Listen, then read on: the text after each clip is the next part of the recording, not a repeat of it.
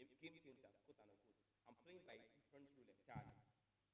So you must not care. You must not care if people are talking about the fact that you're doing it different. You are focused on trying to do it in a different way to get the same result. What matters is the result eventually. Am I correct? That's why you're a game changer.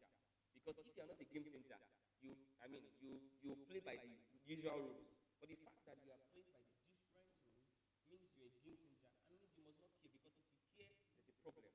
You cannot be a game changer and care about what people are saying. Because of time, let's proceed. Next slide. This one, can we read it together, everybody? Yes. Can we read it again? Let's echo it together. 1, 2, go. Yes. See, if you're going to be a game changer, this is one thing. You must hold it in your left hand. You must hold it where? If you use your right hand or your left hand, just hold it where you will not get missing. Because truly, you have to be dead. Like, what people say will not touch you. Yes. People will say different things. People will tell you. I remember on the manifesto night, when at Tech, I just finished, I came back after presenting my manifesto speech, and I came to my seat. And one guy, of course, from the opposition camp, literally, like that audacity was crazy. He walked up to me. Well, there's executives, those are aspirants to sit in front, you get? And then he walked up to me, came close to me, and told me that I cannot win. He literally told me to my face. I said, can you not win election, that you not win. But of course, I don't say anything. Because even at that time, I felt like I would win this election. We'll get there. But one thing, you must be there to the praises, like praises as well. People will praise you. People will praise you unnecessarily. And people will drag you. People will insult you, like to your face. Yes, people will insult you, they will drag you there. Because you are doing things differently. And don't blame them, they can't understand, actually. They cannot explain how you would do something that way and win. It's not possible. Because some people are very conventional. They expect that the way we do things is the way we work. 2 plus 2 should be 4 now. So if someone is doing 1 plus 1 plus 2, is it not still 4? But because it's not 2 plus 2, they don't know that you can still get your results even though you're not doing the way they've done it. So because of that, they would insult you. They would say negative things. Some will say to your face. I mean, even up until now, they will still drag you. I mean, they still drag me. It's not new. They will drag you. It's normal. But you have to be dead to it. Like, you must, if you're someone that you are still reactionary, like you care because, like, you are sad because there are people are saying things about you, or you are happy because people are, it's good to, I mean, sometimes people actually give genuine compliments. It's not bad, but you must actually be numb, whether people are praising you too much, or whether people are dragging you. You don't care because you're a game changer. A game changer. Someone say I'm a game changer. Yes, you have to be there. Like, I mean, I don't know if I really want to go into a lot of details and a lot of stories. I mean, even your closest people may not support you, is the truth. Do you agree? Your closest people may not support you, is the truth. Because you are doing things they can't understand. Yes, it's normal. So because of that, you not allow that affect you. Yes, you not allow that affect you. I don't know if I want to go into details, but yes, my department president did not support me for my election. You can imagine, he did not support me for my election. And imagine if your department president did not support your election. Will you even feel like you've lost it? Am I correct? I did not support it. And my department, not to brag, we are like one of the largest departments in the school. I think after ASE, we are the next. So imagine if the department president does not support you. I mean, what else do you want to do? But that didn't stop me. So you have to make sure that irrespective of the criticisms you get, of the setback you get, you don't stop. Because if you stop, the results will prove you wrong in the end. Let's move on. Next slide. Can we read this together? Can we say this? You have to win the battle. Project. You have to win the battle of ethics. That's where a lot of game changers may win or lose, and you have to make sure you win it. Because usually, when you're doing things differently, as opposed to the way people do it normally, people are already rooting for you to fall. They are waiting for you to fail. You get that? You get that? Am I correct? Am I correct? They are waiting for you to fail. Like, they are looking, we call it propaganda. People are just looking for anything you would do that will do what? That they can capitalize on and then they keep spreading. That's what happens. Especially in politics. It happens a lot. People are probably looking for when you will probably slap someone. Scandals, am I correct? Those little things that they can capitalize on. They may not have anything to hold against you. Am I correct? they see that you're doing well and you're probably gaining momentum, you're making progress. So what they are then looking for is one little opportunity so that they can do what? Capitalize on it. But you have to do what? You have to be ahead of them in that. You have to win the battle of what? Ethics. In the way you speak, in the way you act, in the way you manage money, the way you manage maybe the opposite sex, different things. You just have to make sure you win the battle of what? Ethics. So that people will not have you they can't hold you in that regard. They cannot say you stole from them. They cannot say that you slapped someone. They cannot say that you bullied someone. They cannot say you cheated in the exam. They cannot say you misappropriated funds. You get what I'm trying to say? When you can win the battle of ethics as a game changer, it makes it very, very possible. How read again? You have to win the battle of ethics. You have to make sure that you are both there. I mean, morals or whatever we call it. Very, very important. Next slide, because of time. This one, I want to explain it very, very well. Can we move to the next slide? Okay, can we read together?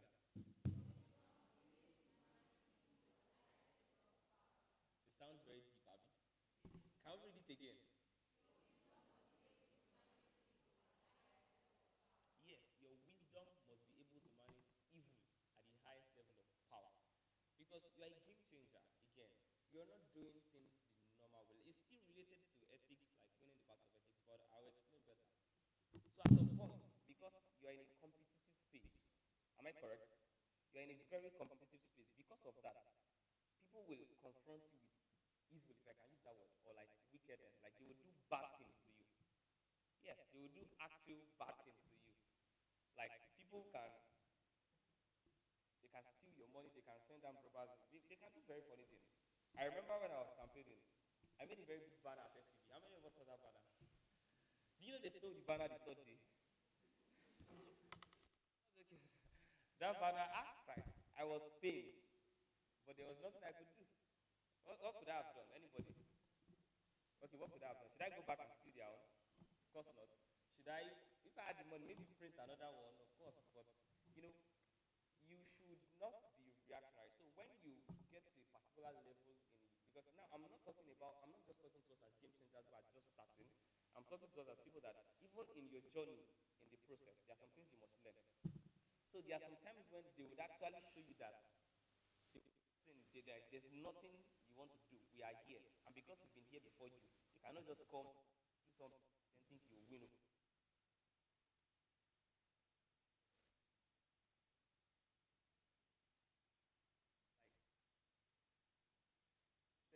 And then you change the way everything is being done. Do you think they'll just fold their arms and watch you like, okay, wow, well done?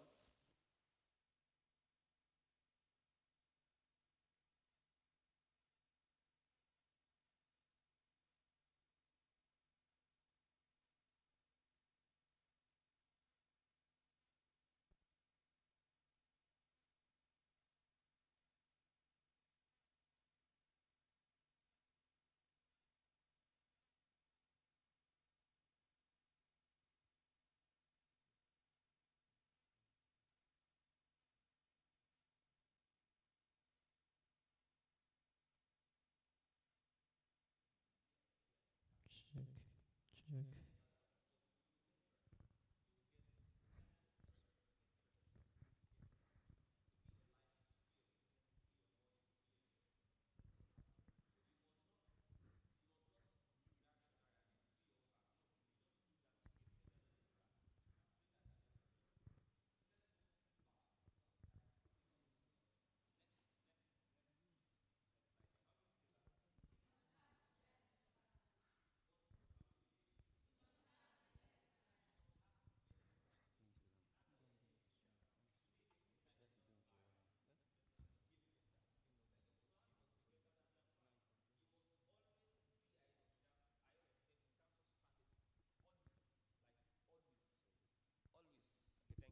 Can we hear me now? Hello, can we hear me now? All right, so you must always be ahead of them in terms of strategy. Like, they will always see your plans and be like, which one is this one again? No? We've not seen this one before. This is new. That kind of stuff. Yes, you must always have the best plan. That's why a game changer. So, and that's why I started with the fact that for you to be a game changer, you must first what? Understand the what? The game, the rules of the game. What are the rules being, what are the way this game is being played like this now? then you now upgrade your own rules, upgrade your own plan, so that everybody will see. Because eventually, I will end there. Everybody will see that the old plan and the new plan, one is better. Am I correct? It's either the old plan is better, we stay with it, or the new plan is what? Because eventually, while we say that, there's something we say in Nigeria, and it's the truth. People say that in Nigeria, all of us are brilliant individually. Am I correct? We have a lot of bright minds in Nigeria. Yes or yes? Even in let's say, like we have even in UI alone, bright minds, like individually. If you interact with everybody, people are brilliant. But they say that collectively, we are all stupid. How many of us agree? How many of us agree? I agree, but not totally. You know why people say that? Like, if you speak with someone now in Nigeria, like you have a very good conversation. This person is smart. You speak with people like across the 36 states. You feel like we have a lot of bright minds. But when all of us are supposed to collectively come together and make a right decision, we don't. Yes or yes? Yes. Do not always anyway. But this is where I'm going. Even in all of that, people still know what's best for them. If you introduce a new product into the market, and even though there's been an old product that people have emotional attachment to and other sentiments, at some point they will leave the old product and go for the new product. Yes or yes? Even if it is more expensive, they will. Because what? It solves their problems more. It helps them more. It suits them more. All of that. That's the idea. So as much as possible as a game changer, you must always have the best plan in making sure that you're ahead of the game. Next slide. We're almost done. Can we read together? Okay. Can we read together?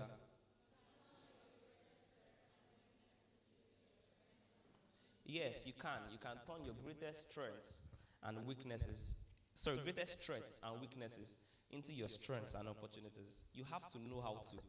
I don't know how best to explain this, but you must know how to be able to, like, there's something we call a SWOT analysis: strengths, weaknesses, opportunities, and threats. So you analyze your weaknesses and your threats in one corner, and then find your strengths and your opportunities, and then find how you turn the others into your strengths and opportunities. Very, very, very important. Very, very, very, very important. You must, I don't know how to explain it. You just have to. When I was running for the presidency, I was coming from Indy. Indy had a streak of losing before then. So a lot of people were already saying, you will lose again. It's normal. Indy will lose again. That was already a threat. That was like a weakness, or a weakness in a way. Another threat I had, people would say you're a medical student. How will a medical student this? People say different things. I mean, you have not held any position. What has he done? What are all those things? You must now then know how to convert all of those things to become your biggest strength, such that everybody will want to decamp to come to you, because that is it. You also must, that's why I said you must understand the rule of the game. You must be able to think like your enemy. You must think like your competitor. Because when you're able to think like them, you can then improve on your plan. You are thinking 419 steps ahead of them. Are we together? Very, very important. And then, yes, next slide. You must recognize and maximize opportunities. Are we together? If we are together, let's say yes. I feel like I'm a boring speaker. Are we together? Okay, I'll be done soon, and then we'll do like something very quickly. So you must recognize your opportunities and maximize them. You must never miss it. You will always have an opportunity. It could be that maybe you know how to do something better than your competitor. You are bringing a better idea. You're bringing a new innovation. Maybe it's marketing that you have better than your competitor. Maybe it's actually the product itself. Maybe it's the strength of your, I don't know, whatever it is that you think is your own strength, is your opportunity. You must milk it. You must milk it. You must milk it till the end. Like you would. You will milk it very well, because that's actually your opportunity. That's your strength. So what then are you supposed to do with it? And then next slide. And eventually, I think we're done. Your results will speak for you. That's it. Eventually, it's always a long process to be a game changer. You can decide to be a game changer today, and when you start seeing the results, it's like maybe in the next 12 months, in the next 14 months, all of that, because it takes time. But the truth is, eventually, your results will speak for you. You don't need to, your results will, people will be the ones saying that this guy, there's something about this guy, there's something about this product, there's something about this idea, there's something about this business. This guy is different, this guy is that, that's it. It would speak for you. Your result, like, you don't need to do your advertising, your result will speak for you. Your results will speak for you. It's normal. Like, you should not be so bothered about the results per se. You should be bothered about what you are doing to get the results, actually. When I saw the election results, I was not surprised, but I was surprised. So, because I mean that was a lot. Some people say that in the history of elections in UI, that's like the most marginal election that had the highest margin. I mean that may be true, which I think is actually true. But the idea here is that it took a lot to get there, and it took a lot of planning, a lot of everything that I've actually highlighted, maybe more, but I took my time to think very carefully and arrive there. So I'll say that to be a game changer is not a one night process, but it takes you to decide. When you decide and you commit yourself to all of these rules, you break the norm and you change the game. So I think I'll stop here. Thank you so much, everybody. I don't know if there are any questions or anything, but I would like three people to just maybe three people each in different places, just like mention one thing that I'm part of the rules, the rules to break the game, or to break the norm rather, to change the game. Anybody, one person. Okay, thank you very much.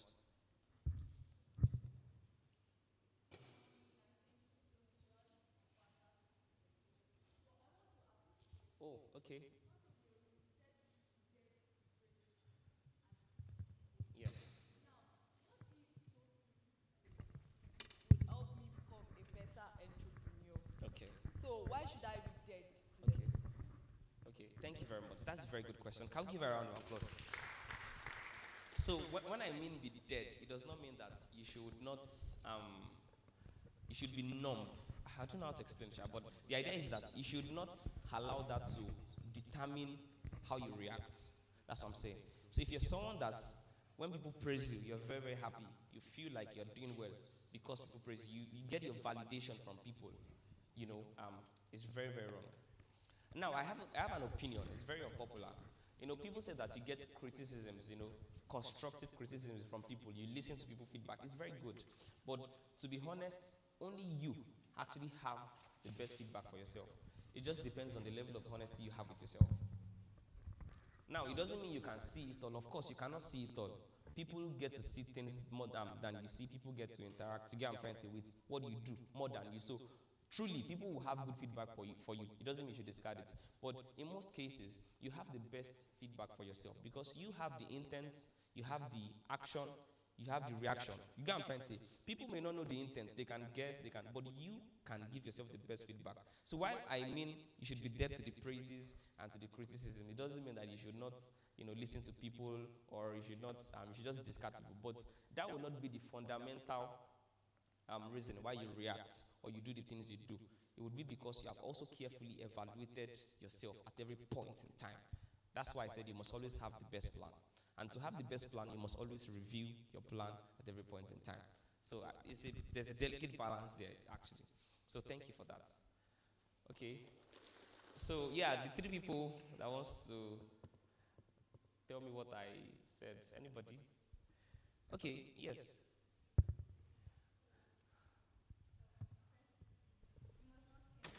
Okay, you must not care. Okay, thank you very much. Can we give a round of applause? Thank you very much. Okay, any other person? Okay, my Oga. Yeah, you said knowing the game. And I want to ask a question regarding to that. Okay, sir. The first thing is knowing the game. Yes. How can we know the game? All right, thank you very much. So for you to know the game, you have to be in the game. It just depends on how much you're in the game. That's the truth. You have to be in the game. For example, there are some people that I'll use video games for instance. If you play video games very well, if you have a young boy with you, like a 5-year-old or 6-year-old, that is not playing yet, but is watching you guys play, I give him 3 weeks, he will start playing. Am I correct? Yes, now that's how people start learning by watching. Yes, like generally, like any game, like actual games. Now, how did you learn how to play Ludo? How did you learn how to play chess? You start by observing, am I correct? You watch people that play, right? And then in the process of watching, you've mastered all the moves well enough. Like you can say, okay, this is where the pawn goes to, this is where the bishop goes to, this is where the rook goes to. So from there, you can easily then try. When you're trying, you at least know the moves, right? So the level of knowledge, I want to also balance that. You don't need to wait too long to know the game before you then, should I say, set new rules. Exactly, that's it.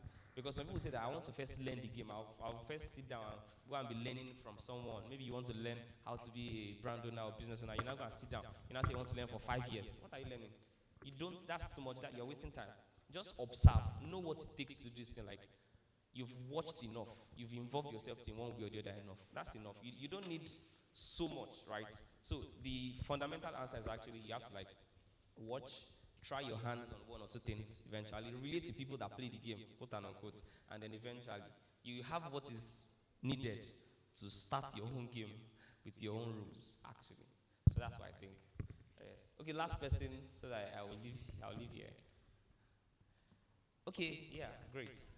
Turn your greatest strengths and weakness into your strength and opportunities. Okay, very, very good. Can we clap for all of them? Can we clap for all of them? So yes, so thank you very much, everybody. I want to say that as much as possible, please stay till the end.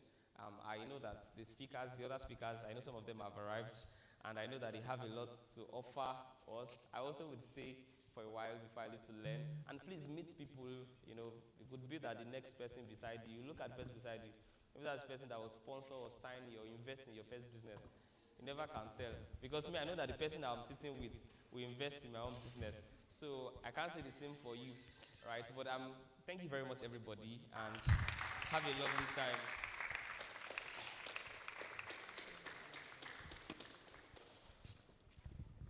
Please, if you know that you learned and you enjoyed this session, please can you give him an appreciative round of applause? Thank you so much, Mr. Covenant Odedele. What a beautiful session. And I can see from the feedback that we all learned a thing or two. And we are indeed ready to be game changers. So I'll be asking for another time after you have listened on how to be a game changer rather. Game changers, are you ready? Game changers, are you ready? All right, so Mr. Covenant will be leaving soon, so I'll be calling on our convener to present a plaque and award to him for such a beautiful presentation. So please, a round of applause to our convener as he does that. So thank you very much. Please, we would love that you come forward, sir. As well as the organizers, please kindly join me here very quickly.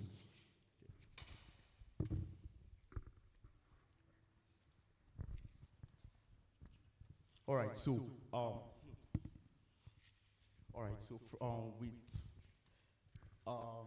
from the depth of our hearts, all right, we present this award to Odedele Covenant for, for being a very great inspiration to us, for being a pathfinder, a trailblazer, a mentor, a leader, and a role model. We celebrate you, sir. Thank you so much.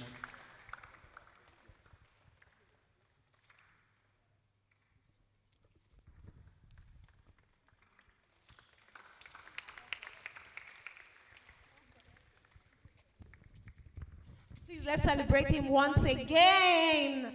Mr. Covenant Odedele, your president, our president. Such a good time with him. So next up, we are delving deeper into the event, into the program, and I hope we are ready to learn. From our responses, I can see that.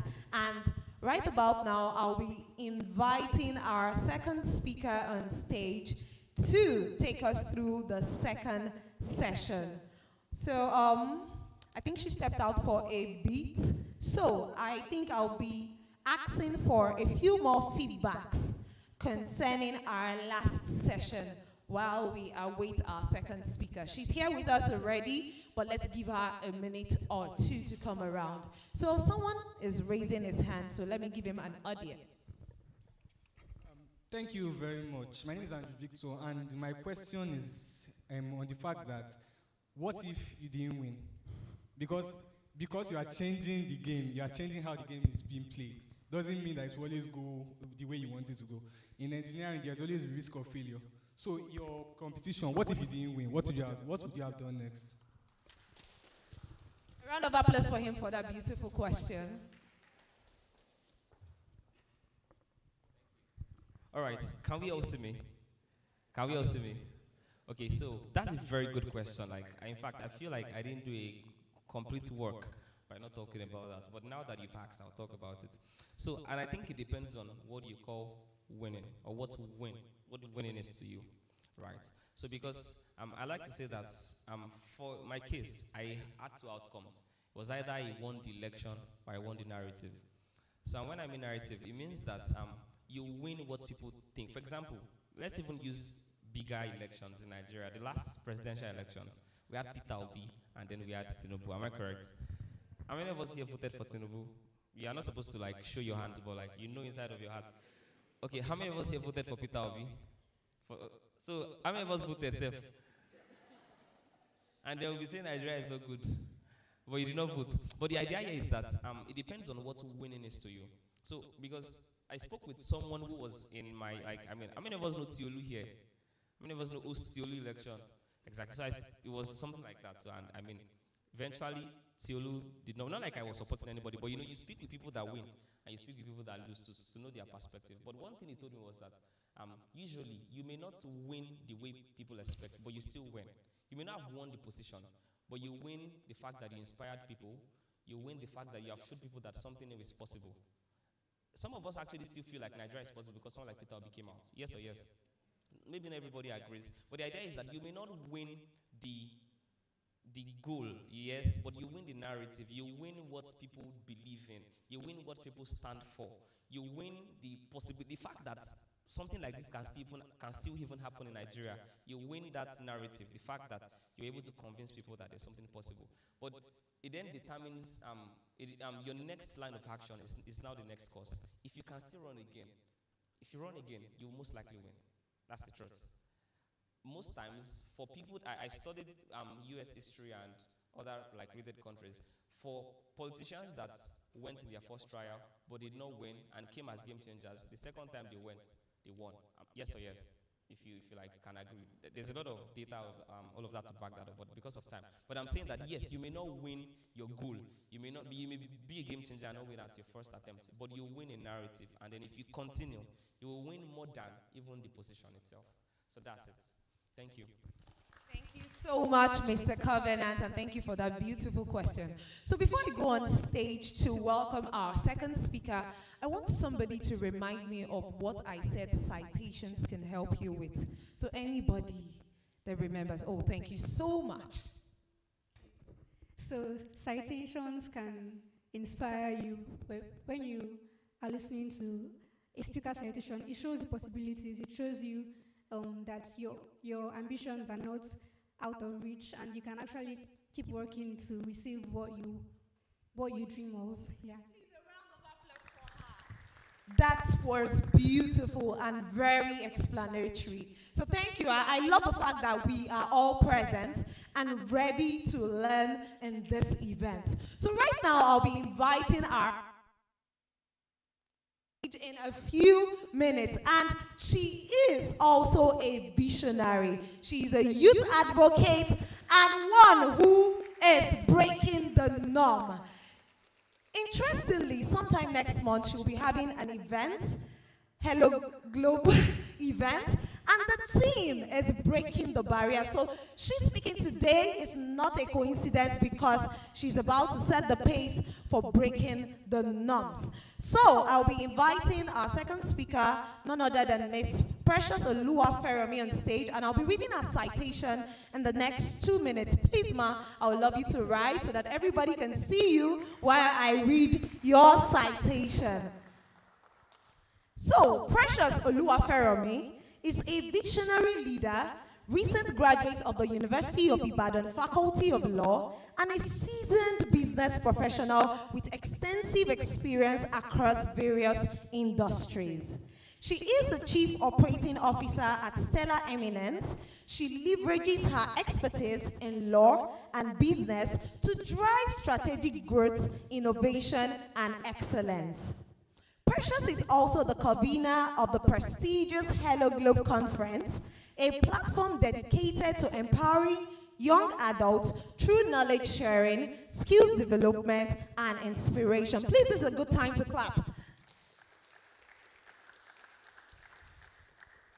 With a passion for law, business, and youth development, Precious has established herself as a thought leader and change agent. Outside of her professional pursuits, she enjoys inspiring and mentoring young adults, reading, and exploring innovative ideas. Precious's unique blend of legal expertise, business acumen, and passion for empowerment makes her a compelling voice in her field. Please, if your hands are not too busy, with a round of applause, let's make welcome our second speaker, Miss Precious Oluwafermi.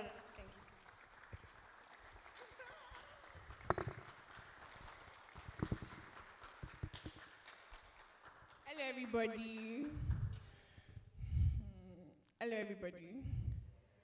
Are we fighting? I like energy. Hello, everybody. How are you all doing today? So it's good to be here. Imagine, like, I had my first conference here last year, July. Like, it feels so, I don't know. It's brought so many memories, but I want to give great kudos to the convener. It's not easy to pull up an event, please. Help celebrating. Like, do you know the headaches, the sleepless nights that goes into planning an event? It's not being so. So thank you for the opportunity, and I want to celebrate every speaker and panelist present. Thank you so much. Okay, of course, my name is Precious Oluwafermi. And, okay, just before I forget, in case you have questions for me, I love to be asked questions. So gather all your questions, at least 2-3 questions. I really love to be asked questions. So, what am I here to talk about? Breaking the norms, emergence of changemakers. Okay, I'll go back into my story, or I'll start from my story, and I pray this really drives home the point for so many people that are here. So, Precious started out as, I've always been a business enthusiast, like from the beginning of my life. I've always been somebody that is passionate about making money through business, right? I really love money. I think I'm not alone on that, right? So, you know, here and there, sometimes there was a time I started baking business. I'm driving up home a point, please follow. There was a time I started baking business, and even to today, they still request for it. So one thing I want to start with is that whatever you do, I think there was a question that was asked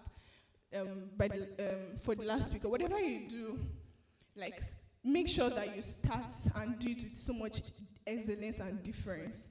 Like, that's one of the ways to start as being a game changer in whatever industry you are. Let there be a touch of you in everything you start out to do. Like, let there be a touch of you. I remember then when I used to bake, right? I didn't like the conventional way of baking. In fact, if you check my previous post, Farah Bakes on IG, you still see some of those pictures. I didn't like it. I always wanted to do something different. I always wanted to, if you remember Precious, you know that this is how she does her thing. And that's one of the things that I realized that have laid so much mark for me in the long run. And one of the things I also want you to note is that make sure you start out excellent. Even if it is pen you are selling, make sure yours is different and yours has a story to tell. Like, don't do it the conventional way. Never do things the conventional way. Never do things the usual way. Always dare to be different. Even if it is book you are selling, like maybe you are selling book to people, like make sure that there's a clear difference. And excellence is what makes kings invite you to their tables. I've been on several closed doors meetings with several individuals, VIPs and all that. And one thing that makes you stay in the same room with them is your level of excellence at times. Like, what do you have that nobody else has around you? And in order to be a game changer, trust me, you will fight a lot. I mean, I don't mean physical fight. You will fight for who you want, like who you aim to be. You will fight for it, because there was a quote I recently saw that if it was easy, everybody would do it. That thing on your mind, if it was easy for it to be executed, everybody on planet Earth would be doing it. But one thing I want you to learn from whatever stage you are in, I just feel that somebody needs to be restless and also resilient. Like, don't always, if you give something, like if you push for something and it doesn't work, don't now say, it didn't work. Oh, I'm going to stay on my lane. I'm going to try again. This part of the world, you have to go again. In fact, I also see something that you knock until they say the door is closed. At least until you are sure that, okay, they are not going to answer me ever again. But if you knock once and they say there's no opportunity, and you knock again and you say, I'm giving up, they didn't answer me. That's not how to do life. Oh. This word comes with a form of fight. Like, there must be a fight within your spirit. Especially for we ladies. You know, it's interesting, right? Okay, so I'm planning an event for Unilag, and there was a day I went to the faculty of engineering, and I checked the pictures on the walls, and I saw that no female has been a president. I had to ask the president, what's going on in engineering? How come no female has been the president of engineering ever? I was not saying that women like books. I was like, that's not an excuse. In my mind, I was like, women need to arise. We need to take up our place. This is no longer a housewife thing. This is no longer, I will walk behind the man alone. Like, you must be daring. Like, go for whatever you want. Whatever you think that, okay, you feel led to do, you feel called to do, you feel like this is where I'm passionate about. This is what I'm passionate about. Please go for it. It's like, dear the devil, on whatever assignment you have been called to. Imagine the fact that I was really disappointed. I was like, no female. I could see like 10 different pictures. No female. I'm like, oh boy, females, we have to rise up. Oh. Like, and it's not until men, do us in a way that, I'm not saying men are bad. No, I'm not saying that, right? We are not them. I'm saying that it's like we have to get out of that space of being behind a lot and rise up and take your place. I'm sure you guys, some of us who have been told to do certain things, but you're like, how will I start? It's a man's job. It's a woman's job. No. So back to my story, right? So one thing I realized that after I stopped doing baking, right? After I stopped baking, I went ahead to sell perfume oils. And my perfume oils are such that they're not the usual type. In fact, till today, they still used to call me that, Fermi, Alpha. Where can we get your perfume oils? What am I saying? Whatever you do, don't do it like anybody else. Like, look for the best in that thing. Look for the best. Look for instance, perfume oils. I'm sure we know that there are various variants of perfume oils. Why not go for the best of the smell? Don't do things that I cannot afford it, or I cannot do this. No, have you asked? And one thing I want you to learn today is that never take no for an answer. Like I said earlier, don't always give up easily. Don't give up like once they tell you no like this, you have already turned back. Be very stubborn when it comes to achieving your goals and going after what you want. Be very stubborn. See, on this journey, they will call you crazy. If they not call you crazy, you have not started. If they not told you that you are mad, I mean, those that are even close to you have not started. If they've not told you that, are you all right? That you've not started. I really celebrate what Covenant was saying. As regards, you guys, you must be really deaf to the criticism and the praises of people. There will be certain points in your life whereby only you can validate yourself. Only you can know that I'm doing the right thing. Only you are your God. I'll be talking a lot about God this time because I'm a believer. Pardon me, please. But I don't think it's supposed to be a pardonable thing. But please, like, whatever you have in mind to do, always go for it. Don't take it easy on yourself, because if you don't start now, when will you now do what you're meant to do? Please. And do you know the painful part, especially this period? Whatever comes to your mind, if you don't quickly attend to it, you will see somebody else around you doing it. It will not pain you. Funny how the person will not have enough capacity as you have, or enough knowledge. But the person is what? Bold. The person is doing it despite what whatever. The person is courageous more than you, that you have everything planned, but it is in your book. That's all. That's all to you. Your whole life is in your book. No execution. How will the world know you? There's a part of the Bible that I really love so much. It said, "Let your light so shine before men." Can't remember that part. But there's a version of it that says that God wants to showcase His colors to the world. God has different dimensions that we have never seen before. And one thing about this thing is that if they tell you to do something, right, or if something comes to your mind to do, and you don't take note of it, or you don't pay attention to it, or you don't rate it, it will be difficult for the next idea to come to you, because they are like, this one is a waster. Don't be a waster. Oh. The thing that you are called to do, it will stress you.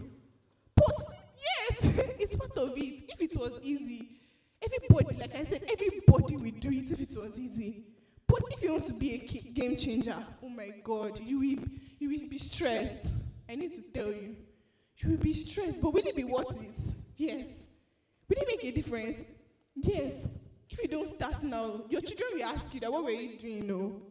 So please, whatever comes to your mind, no matter how silly it might be, start something. It might not be what you will end up doing for life, but that is like a point that the dots are connecting, right? Are we together? Only two people are with me. Are we together? Okay, thank you. The dots are connecting. But if you don't trust the process, if you're only looking at the big picture, and you're not willing to take these small steps that will lead you to the big picture, how will you get there? You know, I used to say something that there's a thing that separates boys from men. Boys does not mean male now. It means female and male. There's a thing that separates boys from men. And what is that? Courage. Courage. Whoever would dare anything in this life, whoever would do anything tremendous, you must be courageous. I said, if they've not told you that you are mad, you have not started. If they did not tell you that, you are crazy, this idea is too big, please sit down. Please sit down. You've not started. That's when you know that you're even doing the right thing. And that will lead me to my next point. Please, I'm sure you must have heard it a lot of times. My first point was that pay attention to excellence. Whatever you are doing, let there be a clear difference that this guy knows what he's doing. This is different. If you check my page on Instagram, Miss Eva, I used to wonder, because people used to give me accolades. I don't know, what am I doing differently? God, please. But one thing I noticed that I don't like being a mediocre. I don't like doing things the way everybody's doing. It's like, I don't like it. I remember our project, one of the events, the first edition.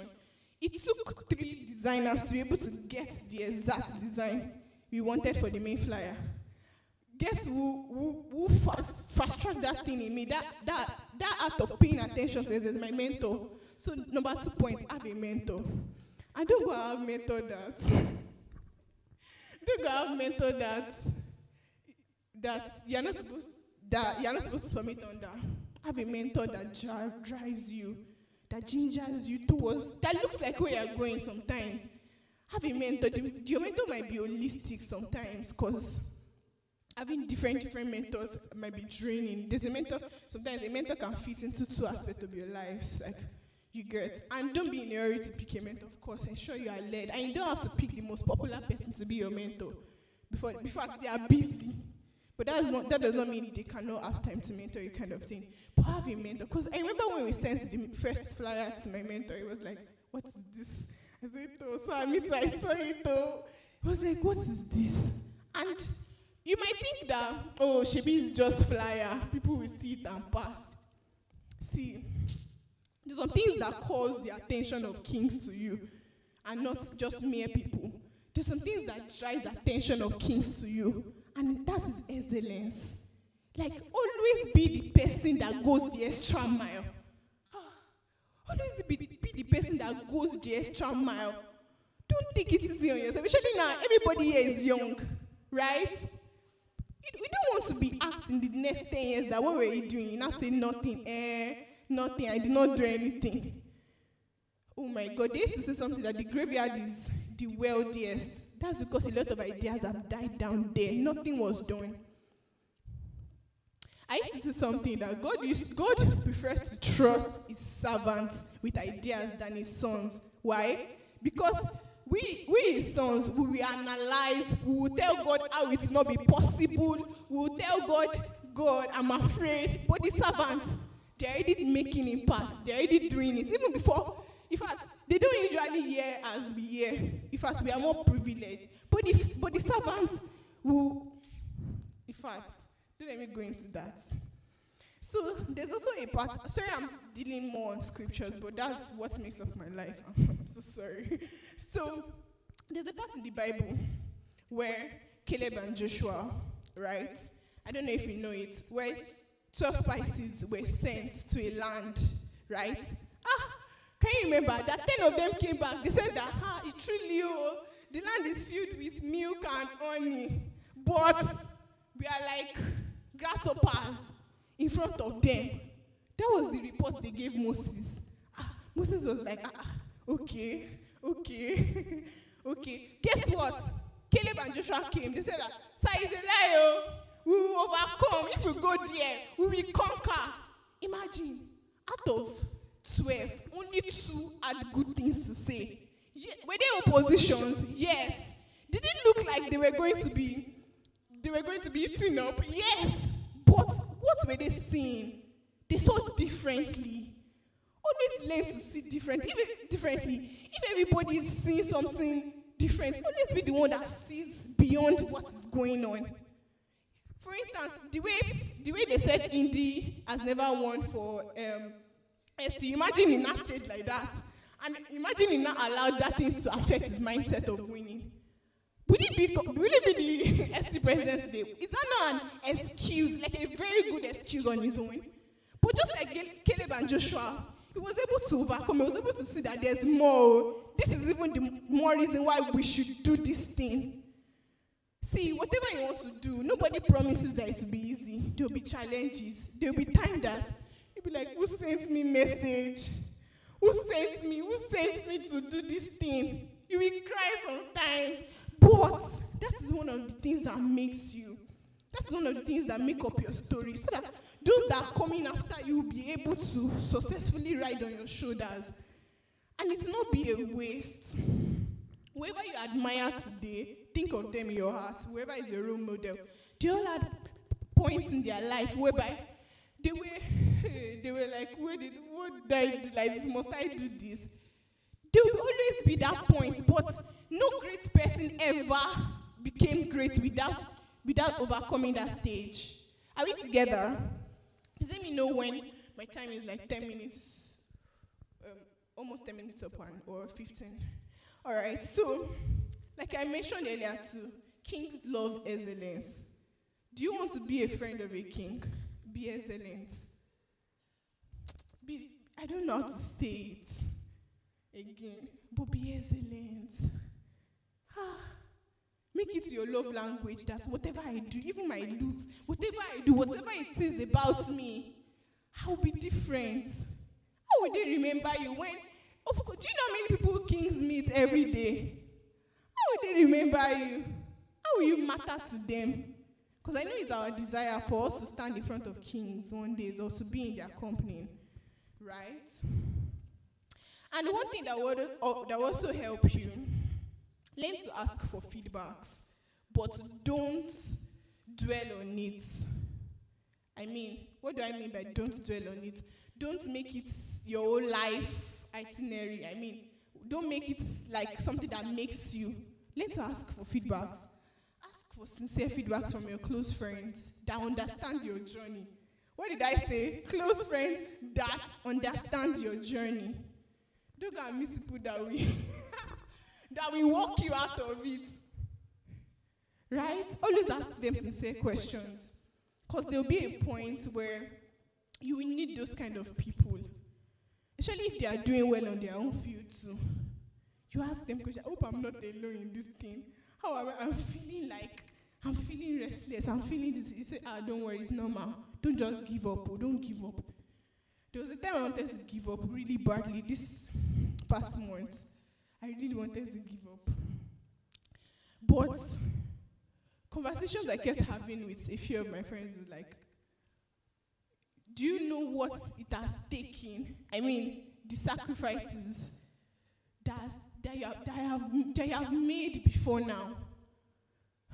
Please, whatever you do, be resilient. Always ensure that you've given in your best. Like, that's your best. That even everyone knows that you have tried your best. Don't be the one that quickly gives up that, hey, it's not working, I'm done. Let me use applications, for instance. If you are trying to apply for an international position, you know, there's a way they usually get thousands of, applicants, per session and everything. So you now say that I applied once. That they did not pick me, or since that time I did not apply again. No. Don't do that to yourself. In fact, be stubborn such that they will have registered your name in their arts or in their books. In fact, there's some people that has gotten to the point whereby they don't apply. They usually send them the stuff, the application, because they've already registered them. And of course, don't stop. Let's say you get rejected. Don't stop doing whatever you are doing. Don't say, I'm quitting, I'm done with life, it is over. Everybody has that point in their life, but don't be the one that backs off immediately. No. I've told you, in this life, if you want to be a game changer, you will fight a lot for what you want. You will fight. Not physical fight, though, but you will fight because, number one, there are principalities and power. There are people there already. So, you want to come and shift them away or move the limelight away from them, you're going to fight. You fight, though. Or you want to discourage them from, facing their... Okay, thank you. Okay, thank you. So, like I said, you will fight a lot for what you want. Especially as a lady. Oh my God. Imagine for the next session for that engineering. Sorry, I keep looking like this. That was how the pictures were on the wall, right? Imagine a female wants to run for president. A lot of questions are already waiting for her first. That's just an example. This is not to downplay the impact of men. Men are doing, oh my God. Let's celebrate the men, please. Let's not be somehow. But yeah, if she wants to come up to be the president, for instance, of the faculty, she has a lot of questions waiting for that. Has anyone ever became the president? Who do you think you are? Kind of thing. These are questions and you have to fight them through. So please, don't always be the one that quits easily. Let them know that you are stubborn. Let them know that you are stubborn. Be stubborn enough to go for what you want. Don't take no for an answer. If you are sure it is your place, it is for you, it is meant for you, go for it though. Go for it a lot. So another thing is that learn to take stocks. Like, learn to measure your progress. Don't just live life. One thing that could help is that do quarterly checks about your life. Okay, what was I able to achieve from January to March? Okay, this was what I could do. This was what I could not do. Oh, we slacked in this area. Oh, be sincere to yourself. Mommy, she used to say something. To thyself be true. See, if you lie to everybody in the world, you must not lie to yourself about anything. If you deceive everybody that you are fine, you yourself must not be deceived though. To thyself be true. To thyself be true. To thyself be true. If everybody will say, what's going on with you? I'm making impact. And you know yourself, you're not making impact. Don't deceive yourself. If everybody is saying that, oh, you're not doing well, Joe, you're not doing well, but you know that you're trying your best. You know the tears that you are crying in your secret place. You know the sleepless night, the hard work, the readings. Just keep at it. So let's take stocks. Don't just live your life. After this event, I'm sure the convener will be like, meanwhile, before I forget, he's an amazing person. He's so good at checking up. In fact, I don't know what to say in that regard, but prosper they check up on Mercy. I said, God, but he's amazing in that. I really celebrate him for that. So the convener will be like, okay, what were we able to achieve during this conference? Did we hit the goal? Okay, what should we do better next year? Be sincere with yourself. That's what will make the difference also, because all these little things are what attracts kings to you, that are what will attract kings to you. Because I'm sure we don't only want to roll on ground floor, you want to meet up, right? But you must be a person of excellence and value before you be able to meet up with those at the top. So I'm rounding off already. See, also learn to have the right circle of friends around you. See, it cannot be overemphasized. People that look like where you're going to. People that has ginger, that's more than you say. People that are more crazier, a bit crazy. People that you tell them your idea like this, they'll even challenge you. Can't you think globally? Can't you think beyond where you are? People like that would dare you, that would be like, oh my God. Even without words, their actions are saying it. Their actions are speaking louder than their words. And another cliche part of it is that on this journey, you feel lonely at times. Learn to motivate yourself. See, sometimes there'll be no motivation, there'll be nobody to pat you behind to say, you are doing well. Those times, you need to motivate yourself. I really love Funke Akindele for that. I really love her so much. I remember when I was at an event, she was speaking. She was sharing her story, and she was like, times whereby people are not understanding the kind of challenges that comes with being a celebrity, that they'll think that you're supposed to be perfect and perfect. Times should be very lonely and everything, because she has a lot of issues, and that people think that, oh, she's a bad person and everything. But one thing that I learned from that was that she always motivated herself one way or the other. Learn to pick yourself back. Learn to pick yourself back. Don't allow the world to end with you without you being fulfilled. Ensure that by the time you are done with your life, you're able to say, I gave my all. I gave my all. So what are you scared to do? Ask your neighbor, what are you scared to do? I'm even serious. So what are you scared to do? Ask your neighbor very well. Auntie, please, what's making you afraid? Have conversations. Why have you not done what you are meant to have done? I need to ask your neighbor, please.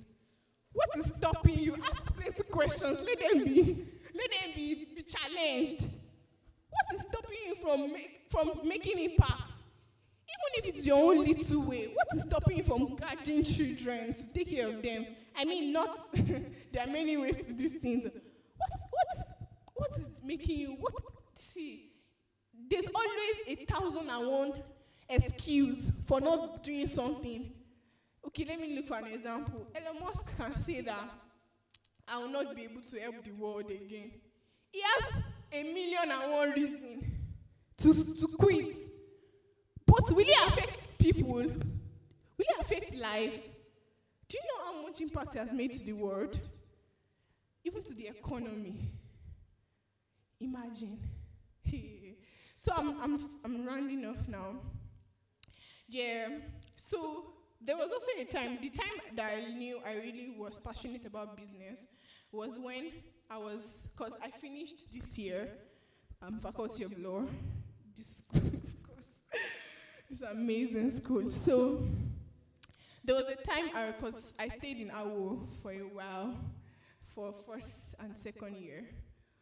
Yeah, there was a time I had this neighbor that she usually does all these oils, all these essential oils, like all those carrot oils, all those kind of rare oils, turmeric oil, all those fenugreek, I don't know, those kind of oils that are very scarce and expensive. Guess what? There was a time I entered that room because my roommate was a friend, so we got to just start talking. And I entered that room and I was curious to see what was sitting there in a basket. Like, you find yourself in situations whereby you not only seek for them, they come to you. So first of all, find yourself. Know who you are, know what you want, know your value system, know what your business or whatever passion you have is all about before you now start thinking of partners. They will come. They will come. Thank you. I hope I answered that. Next question.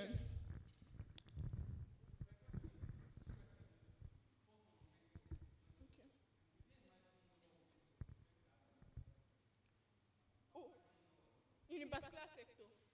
In a particular sector. Okay. Okay.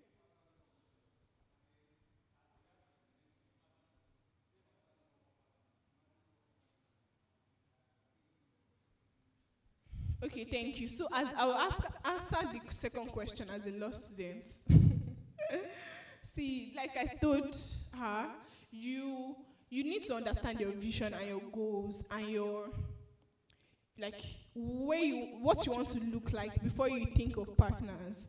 You need to be very sure, because of course partners usually, especially when one thing about this life is that people usually see what you are not seeing. So in order for them not to move you away from where you're actually heading, be fully grounded in your own space too. Not that it will take you 10 years. No, I'm not thinking about 10 years thing. No. I'm thinking about it can be as quick, depending on how open-minded you are. So in terms of partners, you have to ensure that all I's are dotted and all T's crossed. You don't just partner blindly. There's a way to even do it more legally. Like, one of the ways to even ensure partnership doesn't ruin you, make things official as much as possible. Even if you are partnering with your friend, make things official. Send emails to each other. Like, it will save you on the long run, no? Because when business starts meddling with emotions or personal things, it will not be funny. That's when you now know that money can change people or business can change people. So, especially when it comes to money matters, because business always has money things, right? Or whatever you're trying to do, you should do money. Ensure you draw contracts when necessary. Ensure, just have everything on ground. Now for the mentors thing, don't stress your life. In a particular field, for instance, I have a particular mentor, especially for as regards conference, just one. Imagine I should go and add one more person and one more person. Every person you see, they have their uniqueness. I don't know if you get it. The way Prosper would do his event is different from the way I would do my own. Imagine you now say you want both of us to be your mentor. It will cause a clash. Imagine Prosper telling you, do this, and I'm telling you, do that. Won't it cause a clash? So the best bet is to have a particular mentor for a niche. You can have in your area of academics, one mentor. You can have in the area of finance, one mentor. You can have in the area of sports, if that's your passion, one mentor. Do you get? Just somebody, and it don't have to be the popular person, just be led to be the person's mentor. I don't know if you get it. Just be led to be the person's mentee, rather. Don't be in a hurry to look for what is not lost. Keep building.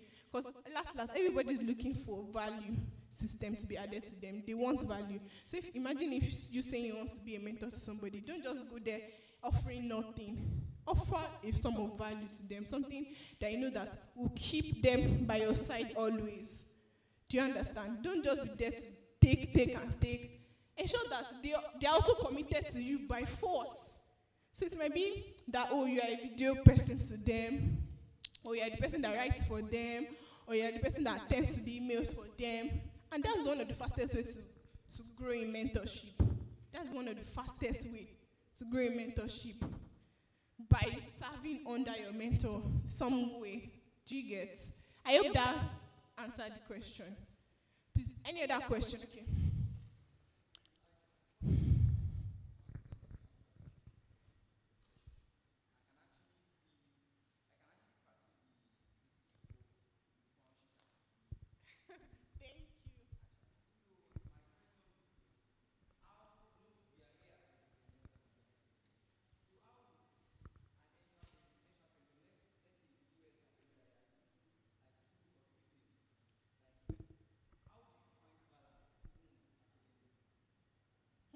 That's a very good question.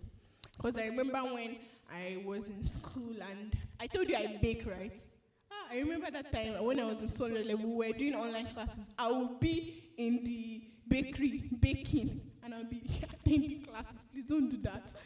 But one way to balance, that was why I had to drop it at some point. I mean, stop baking so I could focus on my academic. One way to balance is that ensure that you know what you are doing first. Because you cannot, it is not wise to say, I will stop doing business because of school. In this world that we are going to, you must have something at hand that will be coupled with your, academics, right? So one way to go about it is that find a balance. For instance, what I should have taken note of then was to say that, oh, I take orders only on weekends. Do you get? That would have helped. Rather than me doing baking during weekdays. I don't know if you get it. And it will get to a point whereby, it got to a point for me, whereby I didn't usually bake the cakes anymore. I now used to delegate it to somebody else, but I will get my money. I don't know if it makes sense. That's one of the ways that was one of the wisdom that came. So I didn't always have to be the one staying in the bakery. I call it bakery, hours, baking, turning the flour, everything, the fondant. No, I usually pay the person that will do it well, that will do it like me. Do you get? That would do it. Even today, if people need cake, they still reach out to me. I might not be the one to bake it, though. I don't have that time. Oh. I mean, but there's somebody that I would refer that would do that same job exactly the way I would do it, and I'll get my money. Oh. So, delegation. You don't have to do everything. You don't have to. The president could be here because others are doing things on his behalf. Imagine if he was one and lead the whole thing. You want to kill him. So, also in your business, there will be stages whereby you learn to trust people. Of course, you might be odd sometimes, but you will not hit the mark if you don't trust. I mean, to some extent. Do you get? So, if you are doing 2-3 things together, balance. Be sincere with yourself, like I said to yourself, be true. Create structure, a working structure. Don't deceive yourself, because you don't want to be burnt out. If you fall sick, what will happen to your clients? They will pause now, they will calm down too now. So, prioritize yourself, but learn to balance this. Create a structure. Okay, which one can I do at night? Which one can I do? When am I reading? Be sincere. And we have a few, it's not as if you'll be in school for the rest of your life. It's just for a while. So make something work. Do you understand? Any last question, please? Any other question? Okay, last question. Before my moderator come and chases me away. Okay.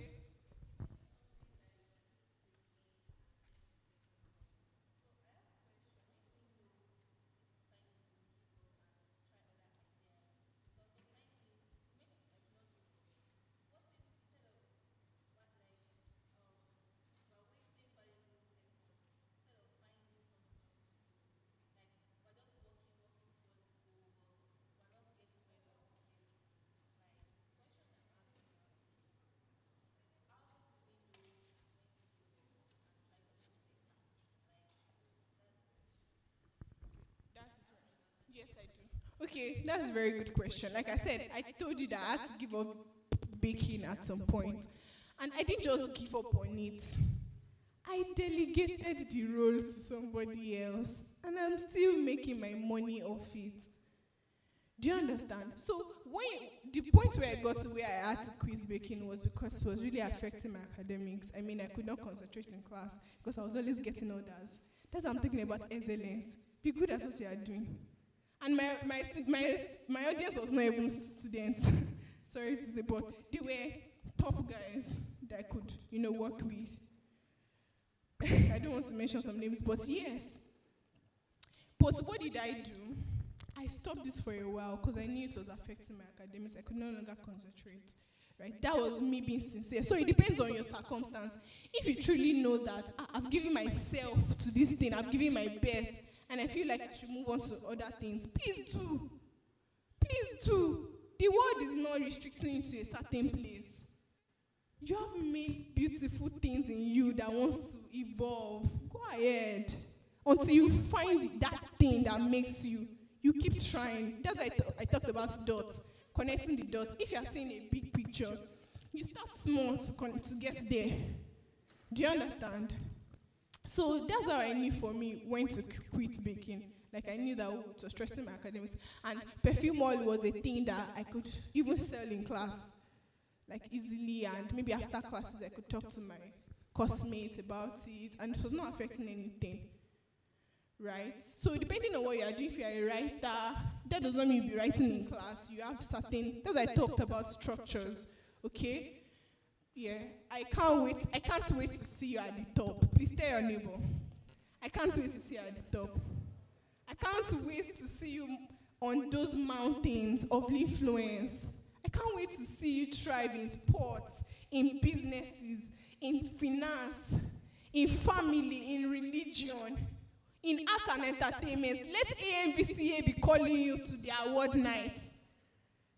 Please, don't restrict yourself to any circle, okay? I can't wait to see you at the top again. Yeah, bye.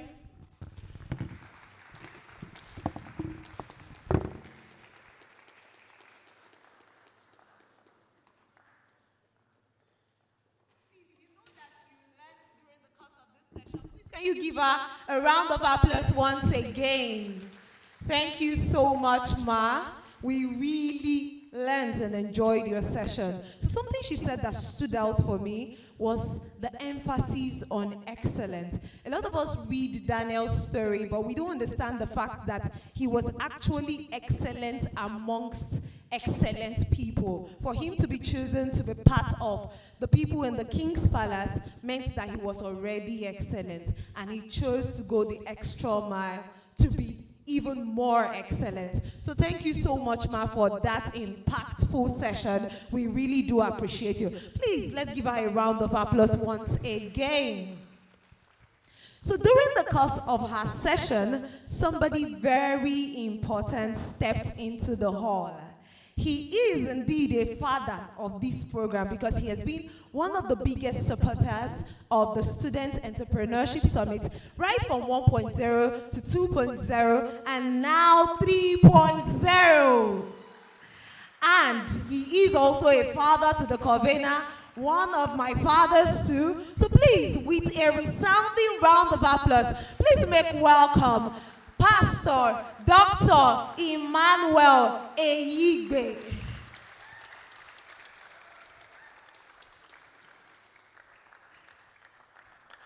Please, let's not stop clapping.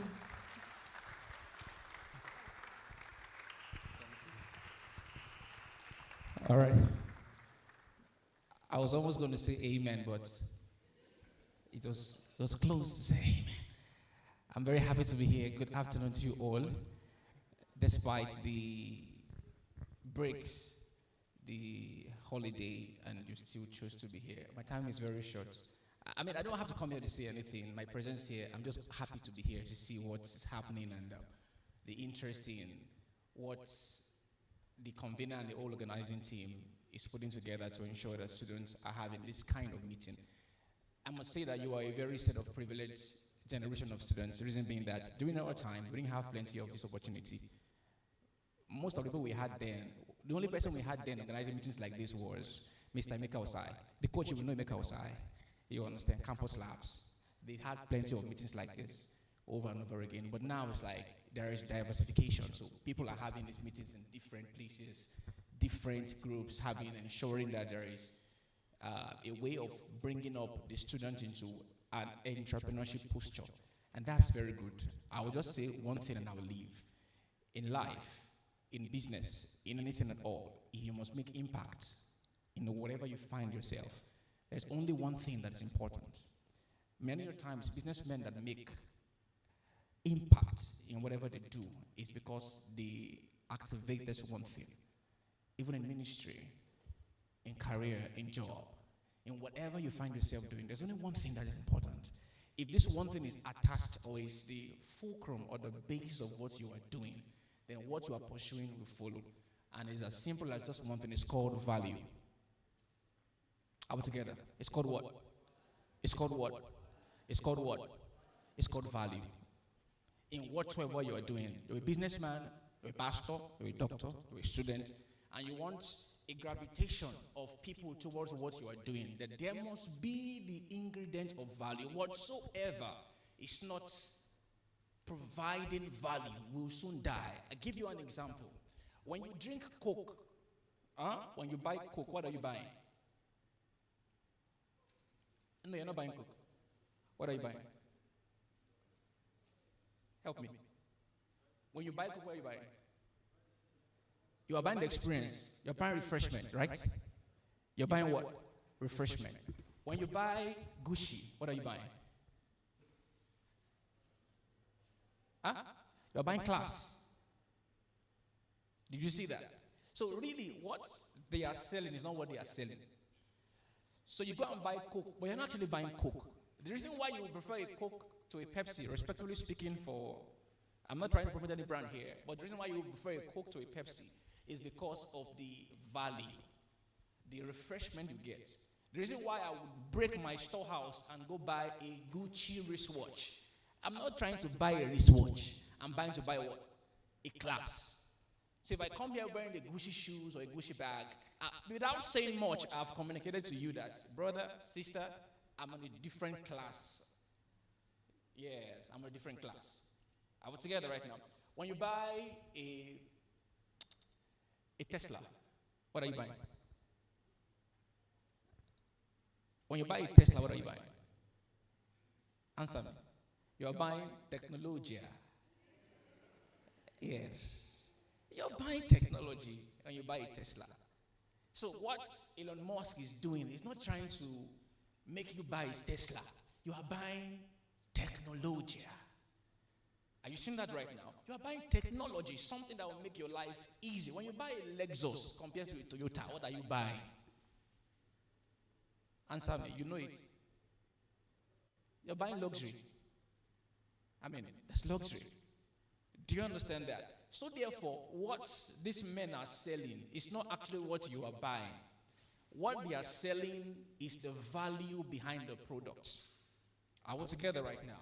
So if you want anything you are doing to go far, you must strive for value. What did I say? Yes, you must strive for value. I call V in value visionary. You must be vision oriented. Do you understand that? You must be vision oriented. You must be visionary. You must be able to project to the future.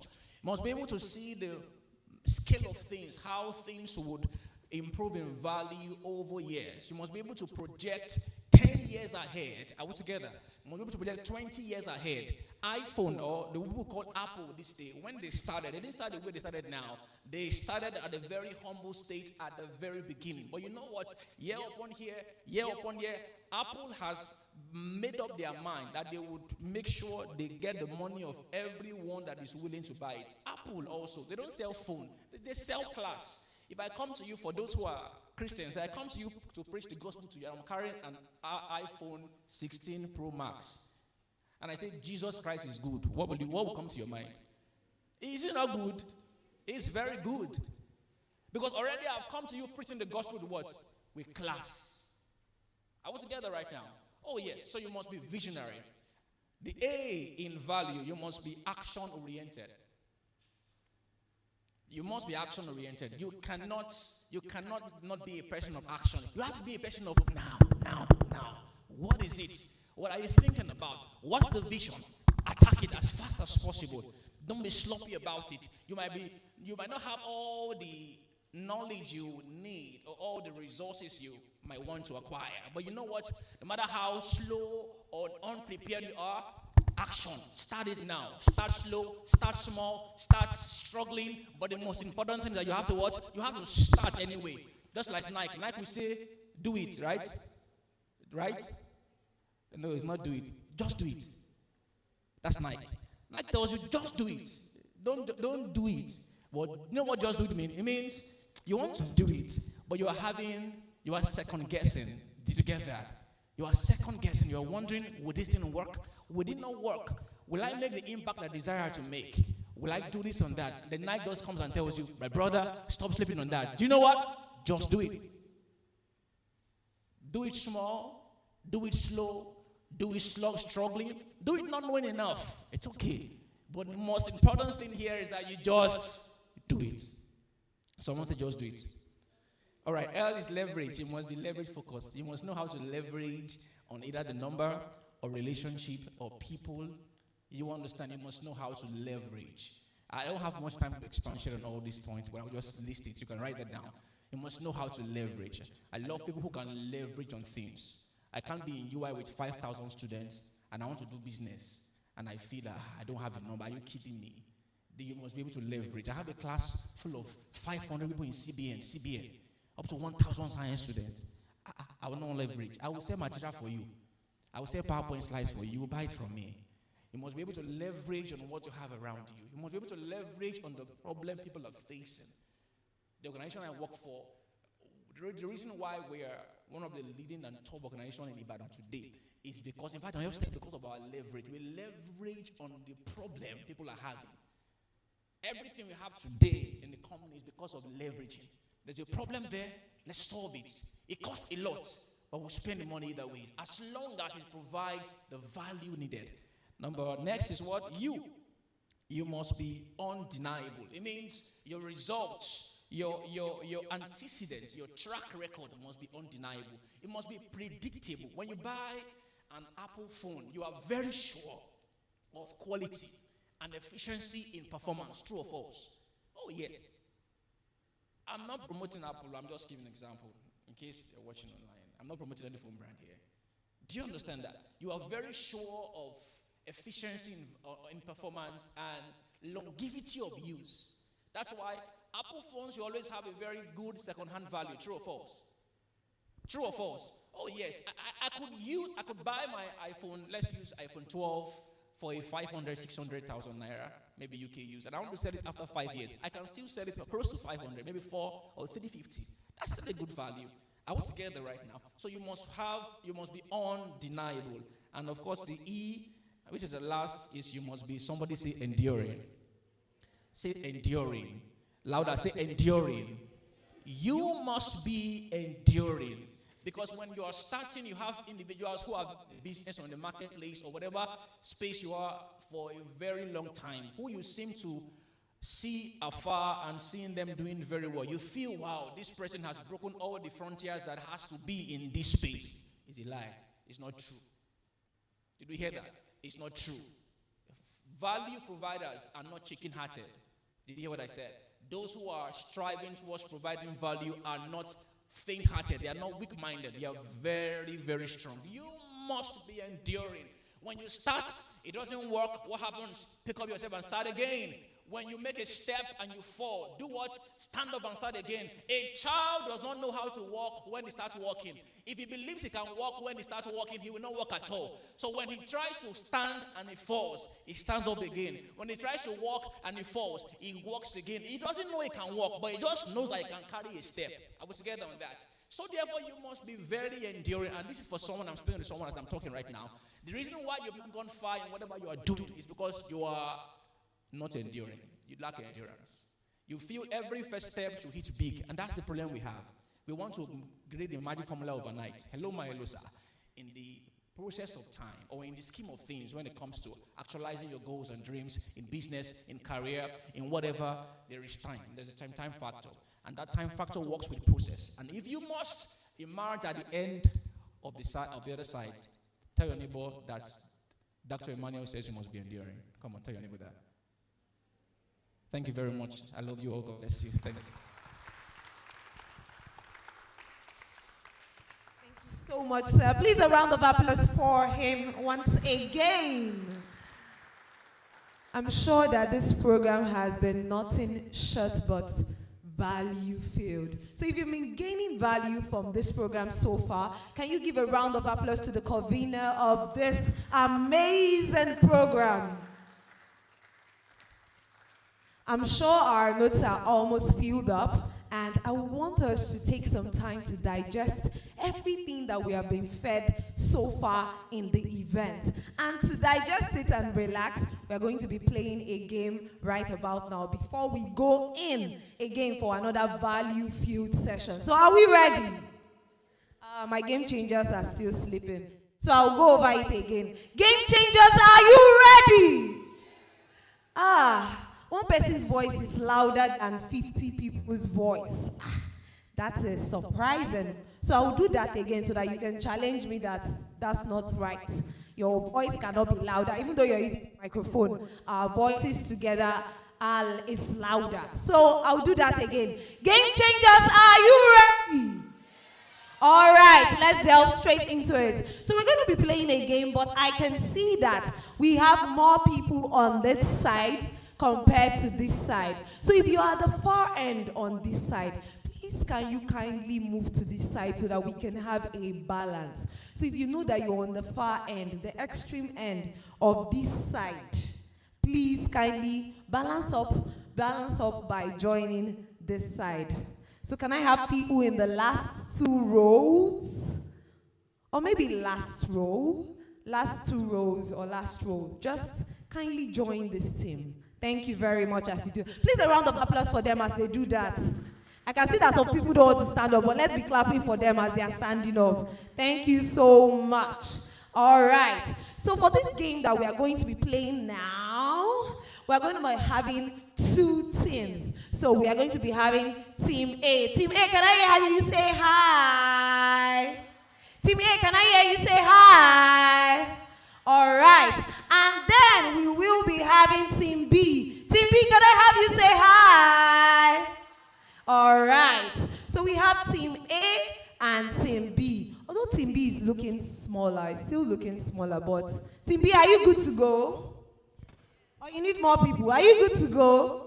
All right, they are ready to go. So Team A, the game we are going to be playing is going to be a song association. So Team A, I want you to bring forward your best 5 contestants. If you know that you can help your team win, volunteer yourself. If you know somebody that can help your team win, volunteer them. So we need 5 people out to represent Team A. So you have a minute to make your choice for the 5 people. Team B, the same thing goes for you. So we would be needing 5 representatives from the amazing Team B. So can I get your representatives out in a few? Game changers, they don't used to sit down when they call for something or opportunities. Thank you so much. We have one. Oh my God. All right. After all our clapping, it's not fair. It's not fair. But Team A, I'm still expecting your representatives. In 1 minute, game changers, they leverage on opportunities, and this might just be an opportunity for something big. So, Team A. Okay, please a round of applause for the first representative from Team A. Team B, nobody is coming out. Hey. I think we should move on to the next session straight up. People want to just be learning. Our first speaker said it all. We have a lot of serious people here. Okay, Taiwo.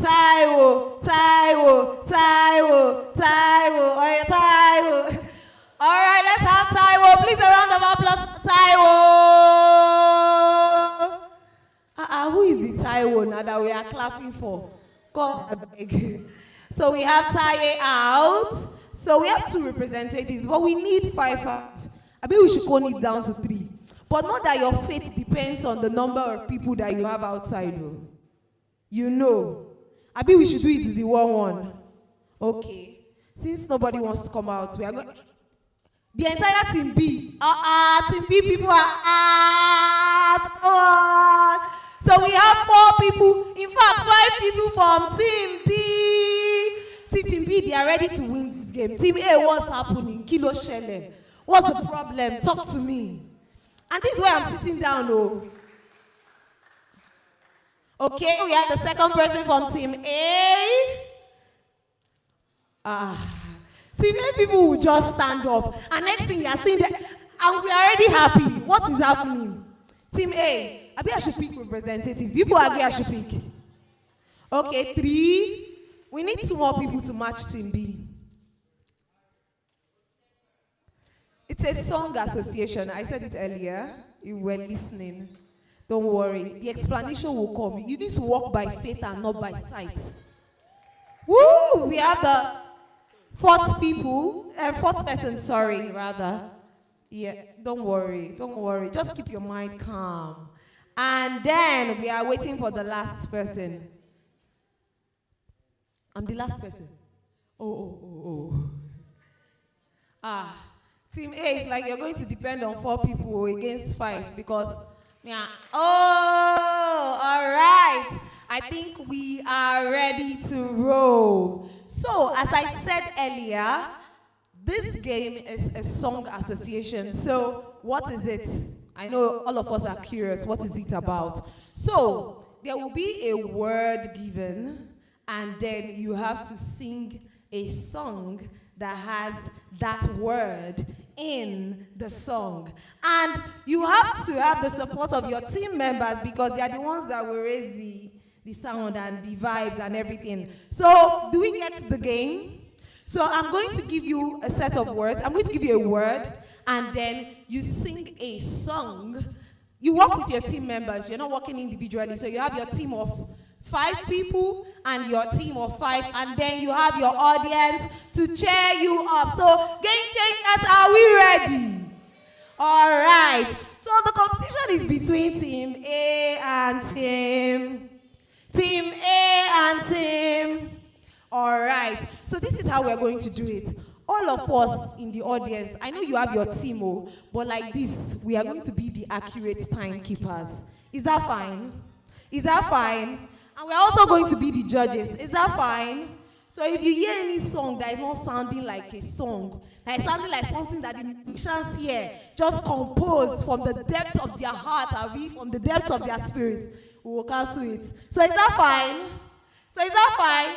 And also we will be the team, the timekeepers, in the sense that each team has 5 seconds to think about the song and sing. So, timekeepers, this is how we are going to do it. So, once I give a word for a team, we're going to be going 5, 4, 3, 2, 1. If they don't sing within the course of that 5 seconds, they have lost their chance to win that round. So, do we get it? Do we get it? All right. So, can we do a trial? We're going to be doing a trial with Team A. Please a round of applause for Team A. So this is not part of the game. We just want to test run what we have said. So if I give Team A a word like can. No, don't worry. We are not in the game already. So when I give them the word can, so we in the audience will start. 5. Can we have it? 1, 2, ready, go. 5.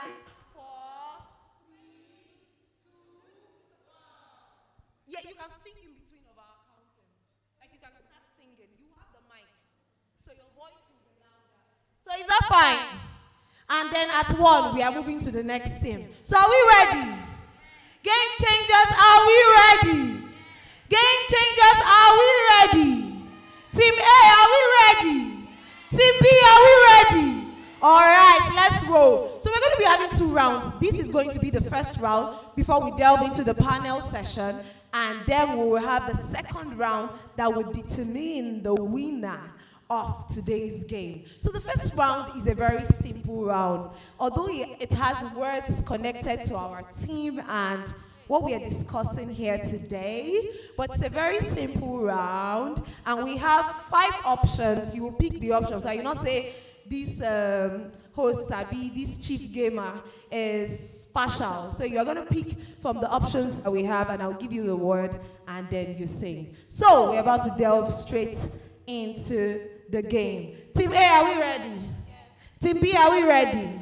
All right. So Team B, can you move to this side so that we know that you're standing?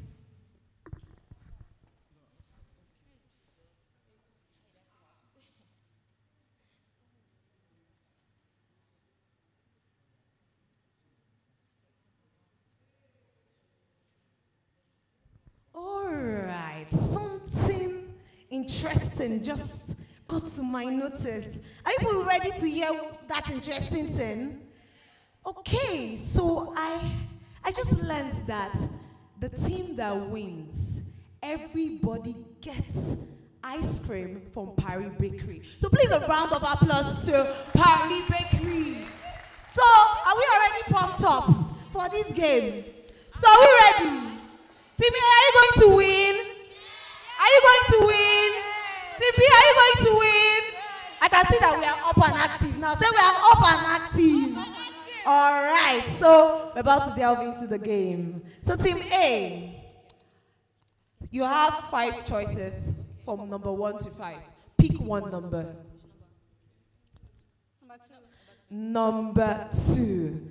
And your word for number 2 is life.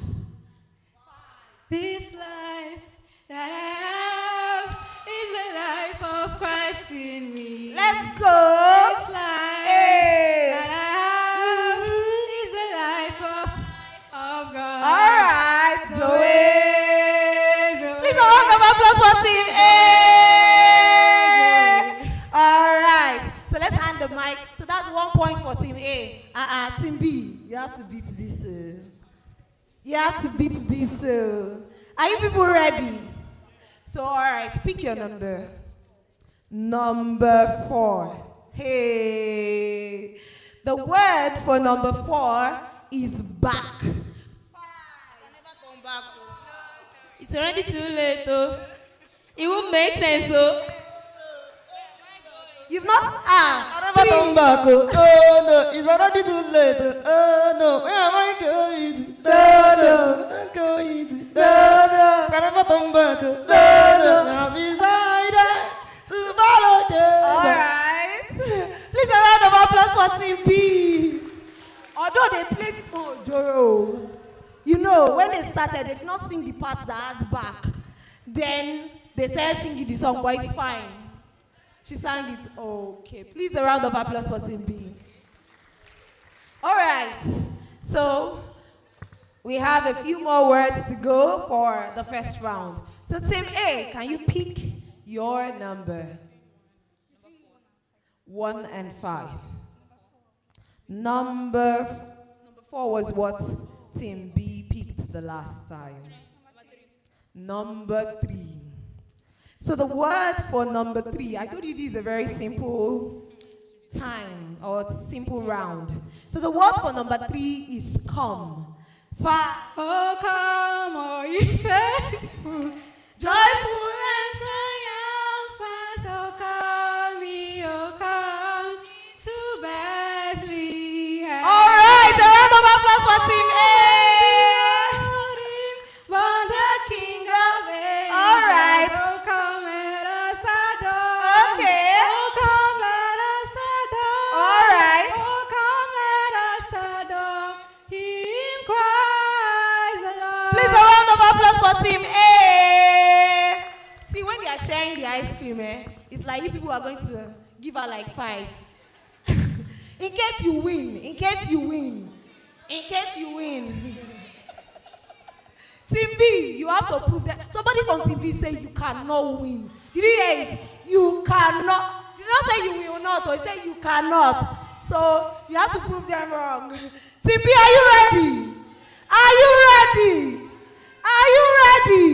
All right, so pick your number. Number 1. The word for number 1 is joy. Joy is coming. Early in the morning. Joy is coming. Come on. Joy is coming. All right. Oh my God, please a round of applause for Team B. Team B is always, see Team B, the person that you're going to give the most of your ice cream to is this guy. This guy, he doesn't know the lyrics, so, but he sure knows the song. And he's going to start it for you guys. Please a round of applause for Team B. And to the very last round for this session. So I said we had 5 options, but now we have 6. So we have number 5 and 6 left because number 1 to 4 has already been picked. So I want you to pick between 5 and 6. Tim, number 6. The word for number 6 is days.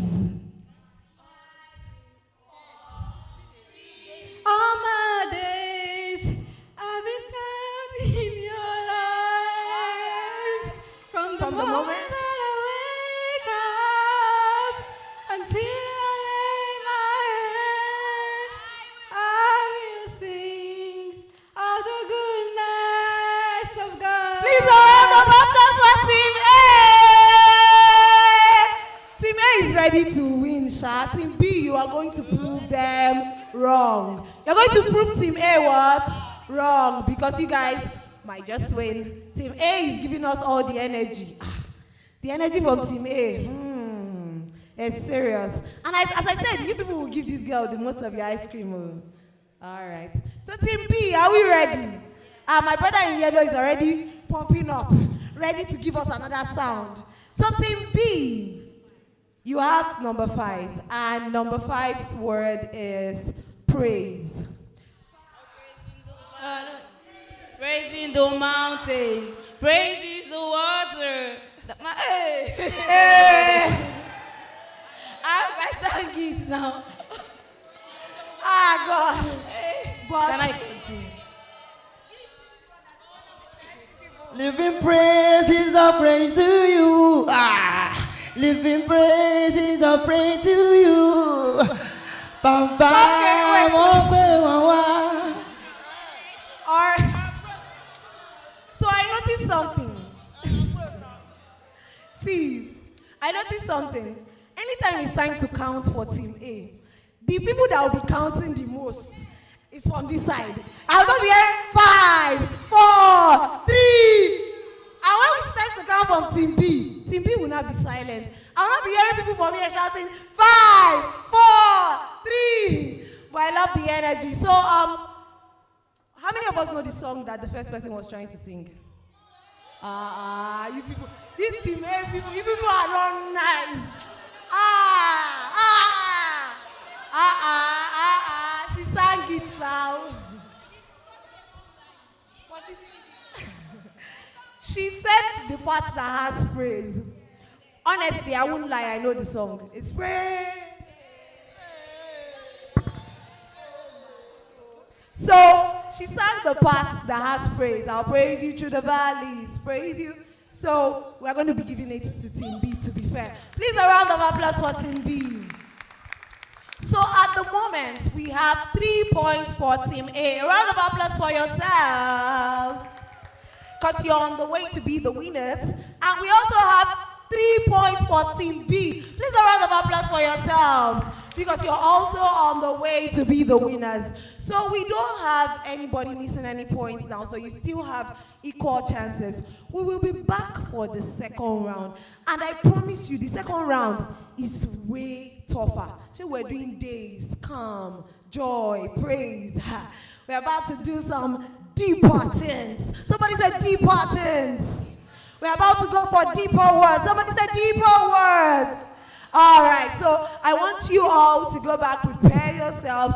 You can reshuffle your representatives and get ready for the final round. Please, a round of applause to all the representatives from the various teams.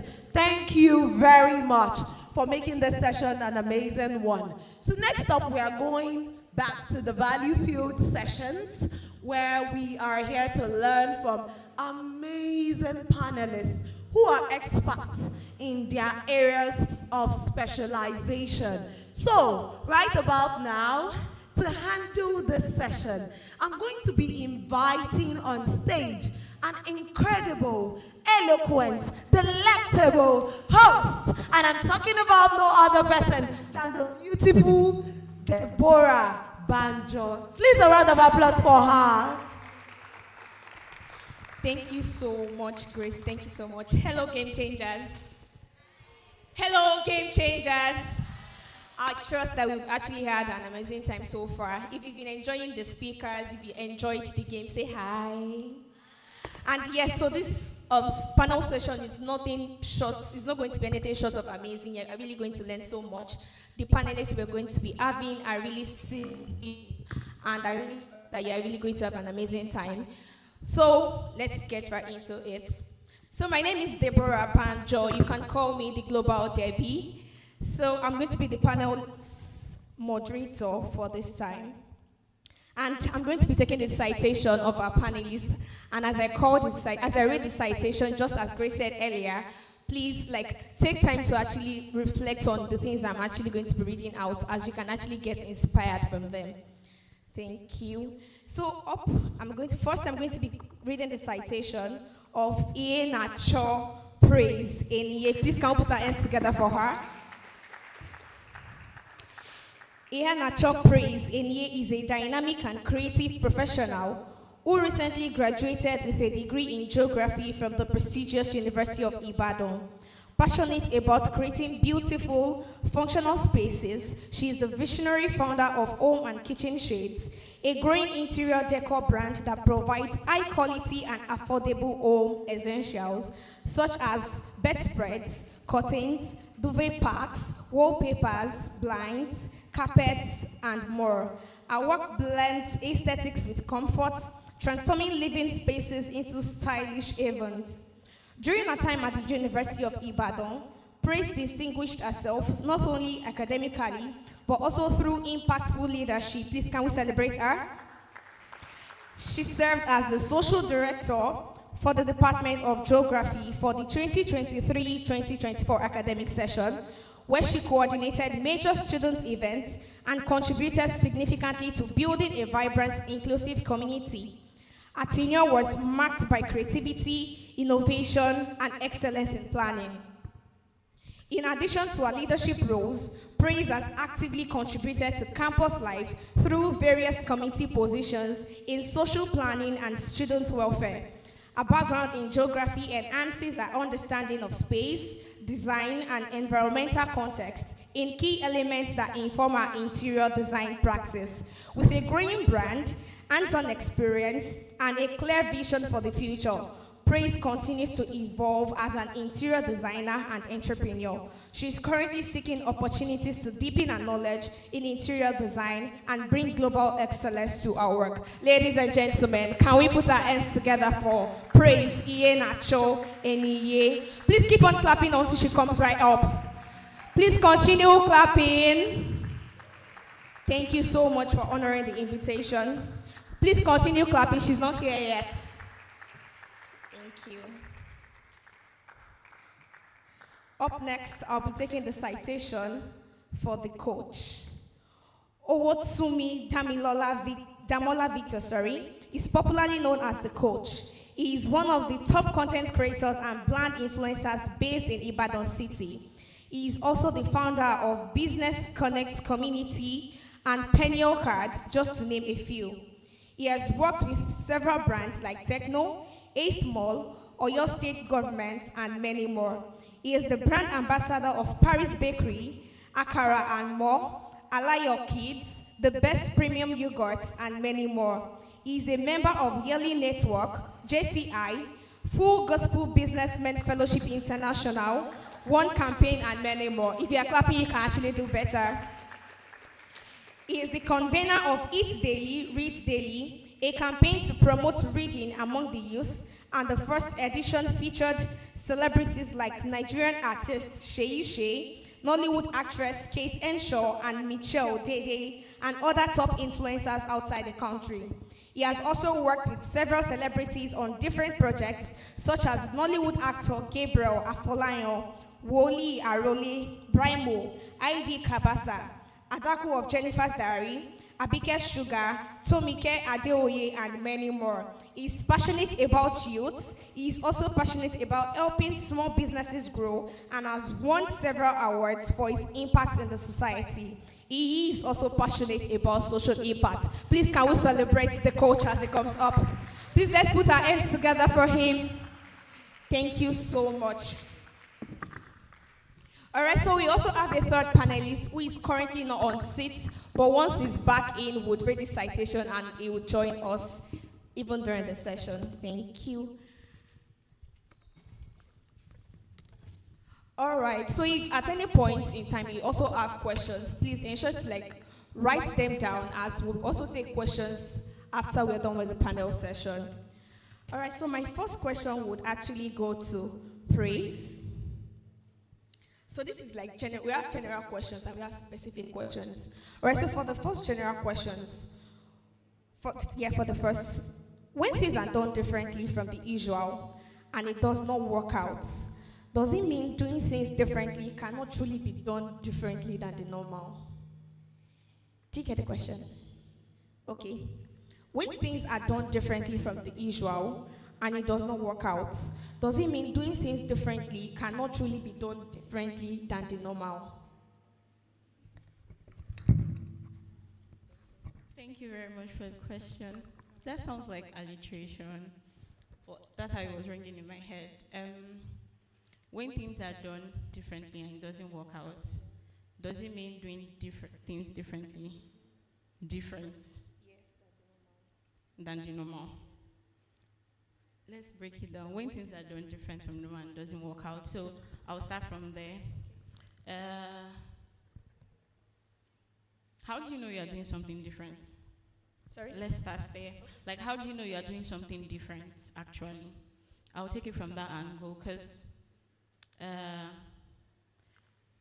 it doesn't only depend on you to tell that, okay, I'm doing this thing different.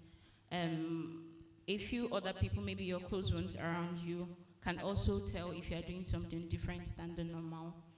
So things can be done differently, whether you do not win in doing them. So okay, how will I put this? If I want to make I'm looking for the best example to give. If I want to make a bar soap, yes, let me use a bar soap, and I add vanilla flavor to the bar soap. I'm not sure we've smelled any bar soap with vanilla flavor before. So like that's something different. If it doesn't work out, that doesn't mean you did not do something different. That's what I'm just going to try. It doesn't mean you didn't do something different. It might be on some circumstances, maybe you do not have the right audience or your packaging is not well, but you've made a difference. So you can tell that you made a difference, and someone close can tell that you've also made that difference. I hope that answers your question. Can you answer the question too, sir? Okay, I'll take it again. When things are done differently from the usual and it does not work out, does it mean doing things differently cannot really be done differently than the normal? Okay, so let me start by saying this. So you've tried something different and you feel it's not giving you the results. It doesn't mean you should stop. It just means you need to keep trying and trying and trying again until you get the desired results. So yeah, you've tried a different method, it's not working, you can always try another one, you know. And sometimes, the reason why we don't get the results we're looking for is, if you really check what you have done, it might be that it's not really different. Do you get like, there's not so much difference. A lot of people might have tried the same method. So sometimes you need to even look at what people are doing. Okay, everybody's doing it this way. What can I do to make my stand out? Okay, so for example, if everybody is putting on white and one person is putting on color red attire, the person on the red will stand out easily, right? Don't forget something, all the clothes could be round neck like this. It could be the same material, but the difference is the color.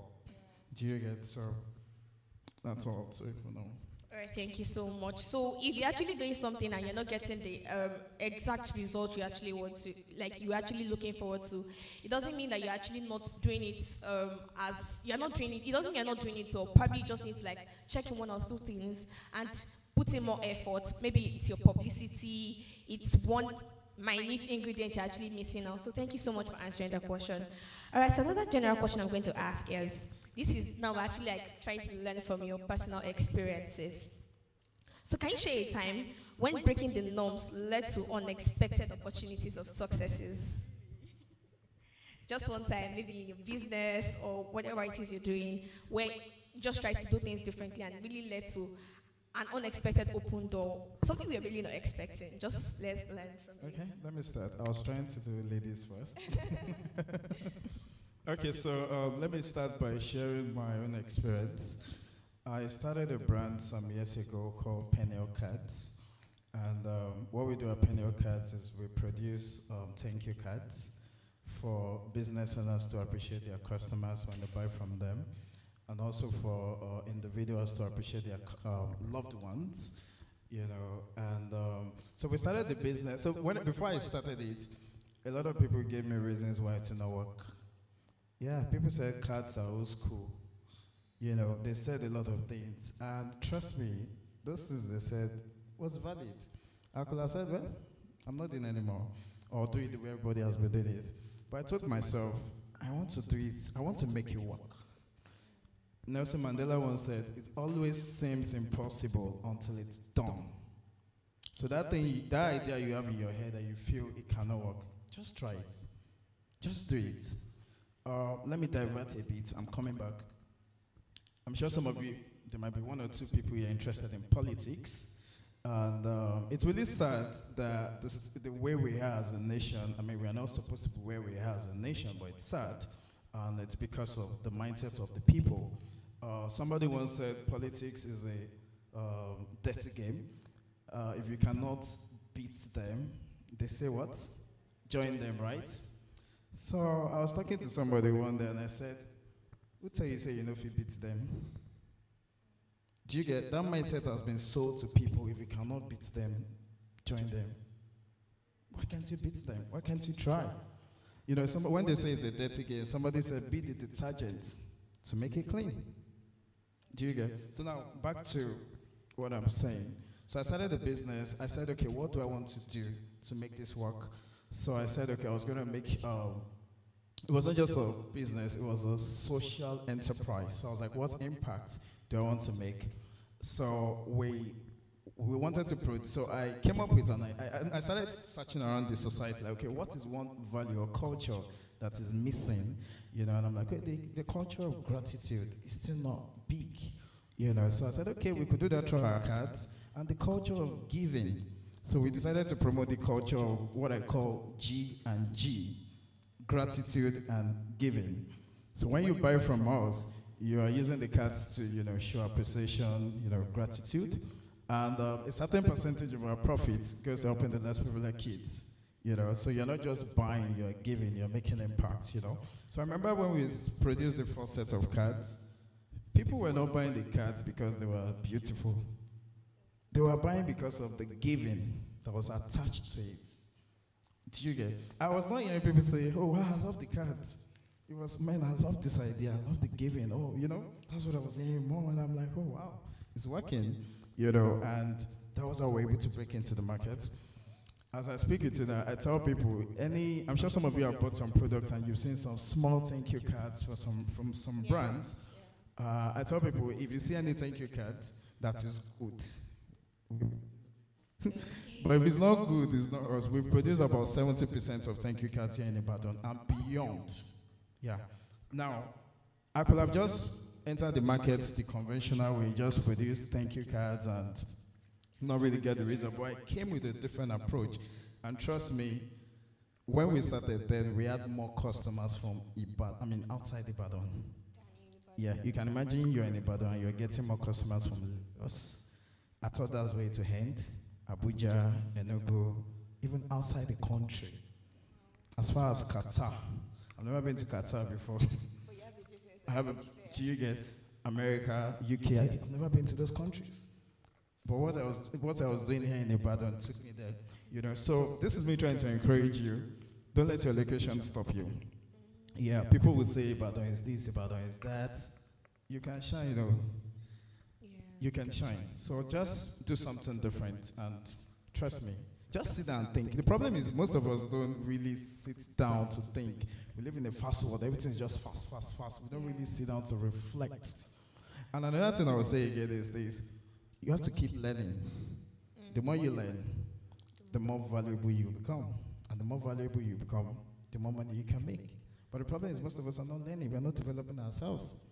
If I ask a lot of people today, me now, I've seen just one movie this year.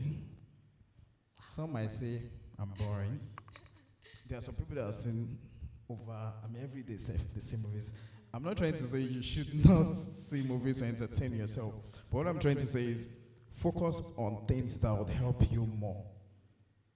if you want to become an entertainer, of course, you can watch more movies, that's your field. But someone that wants to become, let's say, a lawyer, you're always 24 hours, you're watching movie.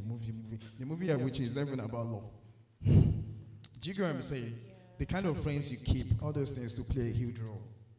Let me just stop here. Thank you so much. So one thing that actually stood out to me was that he said that you actually have to have the right approach when you're actually when you're not doing things the conventional way. You have to have the right approach so you don't actually follow suit with what people are doing. Please, can we celebrate the coach, please? Thank you. Yeah, please, we would love to have your opinion. Okay. Yeah, just share with us a personal experience when you did something differently as regards your business and you actually blew up. Okay, so I have 2 experiences, but I'll make them quite brief. When I started interior designing, because I was in Ibadan, I just wanted to focus on people in Ibadan. I didn't want to go stretch my wings to other states, because in my head I was if I want to deliver something and the park driver is giving me so much issues and it doesn't get to the customer, Jesus, I'll just die. So and I'm how bus drivers can be, especially when you want to transport something. Those people are Jesus. They are agents from I don't know. So, and I was not so fluent in Yoruba. So in my head, I'm I didn't want to do anything outside Ibadan. So I will not be shouting on top of my voice for somebody. But when you are an entrepreneur, your business tells a story. So when I started, most people knew that in my captions, storytelling, it was just Ibadan. They could see it. But I decided to take a step, further. And I think the first state I delivered to was either Osun or Ogun State. I'm not so sure right now, I can't remember. And it wasn't smooth because that bus driver showed me shaky. But I was glad that the package got to the other person. When you do something, even though there are hurdles and you successfully do it, you'll be happy that, okay, I think I can do this. Then afterwards, I started delivering to Lagos, Osun, and all, because there was even this particular client I had that was he wants to buy wardrobe, bed frame, just a lot of things, furnitures, and he wants to transport it to Lagos. And I asked him, why can't you just buy it in Lagos? But the point is, I knew that I already got there, so there was no going back actually. Then secondly, the second experience is, when I started the business, I just wanted to do homes. I just did not want to stress myself. I wanted to do your house, your hostel, But recently, I got a job contract, a contract for a manicure and pedicure shop. So the point is, interior designing is just not in your house. It's in offices, it's in malls, it's in diverse places. And I was thinking, can I do this thing like this, But then I did it successfully well, so yeah. Thank you. Well done. Thank you so much. Please, can we celebrate her? All right, so it came to my notice that there's going to be a pitch session in the course of this event. So if you're a business owner and you'd love to pitch your business, please can you go to the entrance to put down your name so you can be called out when the time comes up. Thank you. All right, please, I also love to ask a follow-up question as regards the last experience you shared, where you got a contract to design or decorate a manicure and pedicure store. So what actually inspired you to combine interior decor with entrepreneurship? I mean, that's two sort of different things, really. So what actually inspired you to combine both together, and how do you actually balance the creative vision with the business parts of what you do? What is entrepreneurship? Sorry? What is entrepreneurship? Buying and selling, sort of. Offering a service, rendering. Careful. Yeah, thank you. Offering a service, offering value, and getting something in exchange for it. That's basically what interior design is. That's basically what any business is actually. Okay. So I really don't see the difference between the two, because interior designing, you're offering a value. Mm-hmm. You are selling something. They are buying from you. Yeah. It could be just consultation. It could be the actual stuff. Because some people don't want to buy. Some people just want to know. they can do it themselves. They're just lost that, okay, can I place these two colors together? Can I use this type of design? So you are still offering a value, still entrepreneurship in general. Sorry, your second question. Okay, yes, how do you balance like the vision of your brand? Do you mind to tell us? The vision. Yes, so and how we are now able to like bring out money from it, balancing the vision of your brand and then making money from what your brand actually does. Okay, so basically when I started my business, I don't know, maybe unlike other people, I don't think I started interior designing to make money. I think it was my second reason for starting it. The first reason was because I liked designs, I like art. And I did not start interior designing, I didn't learn it. I actually learned fashion designing. Very, very, very strange story. But anyways, I learned fashion designing and I used to like make clothes for myself and my family. But then I didn't feel the joy in it. I don't know how to put it, you know. Exactly, it wasn't exciting. You know when you make clothes for yourself, it's very fine and you're supposed to feel like achieved and all. But like I felt that was not what I was supposed to be doing.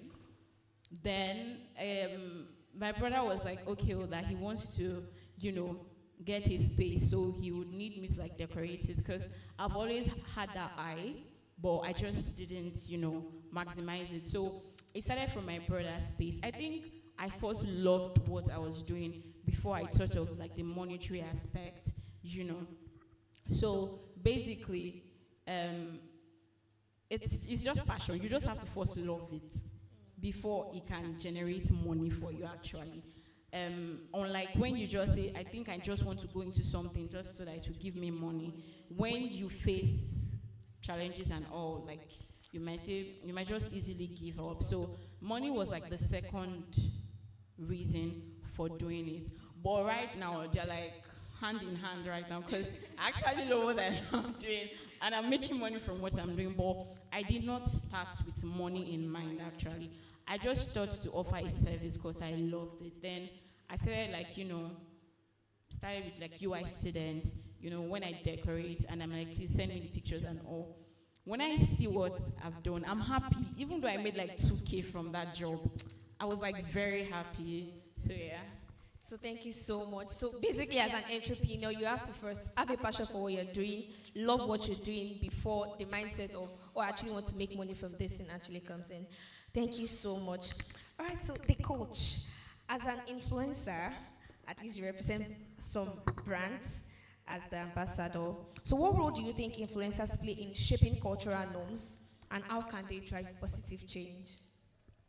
Okay, so that's a very interesting question. I love the positive change you talked about. Okay, so as an influencer, first of all, you have a voice, you have a platform, you know, and one thing I always tell some of my colleagues, especially those who are like upcoming creators, is don't just use your platform for what you can do. Like, for example, you know how to dance, you're just dancing. There should be more to it. You know, there should be a way you tell your stories that will make people want to listen to you and buy what you're selling, you know. And apart from that, what impact, what social impact are you making? You can lend your voice, you know, to talk about society issues, social issues, you know, different things happening in the society, you know. For example, I remember one organization reached out to me recently to talk about mental health, even though we've not done the video yet, but I promote more of food, you know. I'm trying to see how I can now promote food and mental health, you know, trying to merge both together, you know, because, I mean, anything you're doing, you have to get people's attention. It must not be boring. Yes, sure. You know, I won't just come to the camera and I'm just saying, oh, mental health, this and that, you know. I need to do something that will get people's attention, you know, and sometimes you have to learn to advertise without advertising.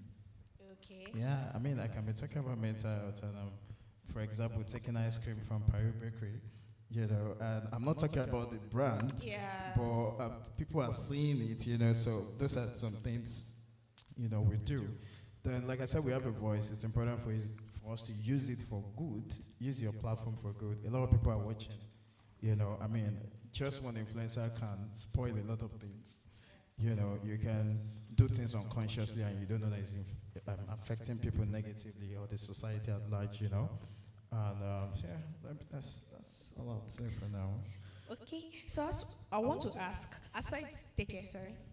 Yeah, aside the example you shared of the brand that actually reached out to you to come share on mental health, can you actually share another example of a brand partnership that's pushed the boundaries of traditional marketing? I love that you mentioned something about subtle advertisements where you're actually promoting a product without promoting the product. So can you share another example and actually like go into it, like what the details are, how it actually came to be, that actually pushed the boundaries of the normal conventional way to advertise products? Let me remember. I have like some I've done. Wow, that question is deep. Because I'm trying to remember the one that fits into your question. Is there any? I think I did one, but it's not been posted. So yeah, there are a lot of content that have been done, but they're not out there yet, you know. I think one is about say no to rape. Okay. You know. So are you talking about the brand now or the organization? What I'm talking about is the strategies that you actually put into place. To get people's attention? Yes, without doing it the way. I mean, the theme for this event is breaking the norm. So we're actually like exploring ways to actually do things differently. So aside traditional marketing, aside coming and saying, oh, as a brand ambassador representing this brand for this change brand, this is when you buy this change, like without coming out to basically do that and say, oh, get this change, do this and this and this and this. Ways that you actually promote such brands, without doing the normal stuff. Okay, so I think I did one recently. Everybody knows Ashakain. Yeah. Right. You know, he does giveaways and all those kind of content. And so this one was kind of, okay, so he did a video on his birthday. I don't know if anybody saw it, where he was much younger and, you know. And I was to promote a particular brand at that period called the Best Premium Yogurt. You know, and immediately I saw that video. The video got me kind of teary, you know, and so I was just there, just doing my thing. And I said to myself, wow, I could use this to get people's attention. And so I recorded myself. So I had to watch the video again, try to make sure I was in that emotional, you know, state, which I did. And so I said something, you know, I did a voiceover talking about, you know, my experience about, you know, the video is on my page, you can check it out. And at the end, I just said something about drinking the yogurt, and I took it, and people were like, it got people's attention. The video went really far. In fact, it made a lot of people buy the product, you know, and remember, it was intentional. I did not just sit down and it was intentional, because for me, any video I want to create, I'm always looking at, okay, what can I do differently to get people's attention? So that was something I did, and trust me, that video went far. People, I think that was the time we made the highest number of sales for that product. Wow. Yeah, because people wanted to say, the coach was crying, what's going on, you know?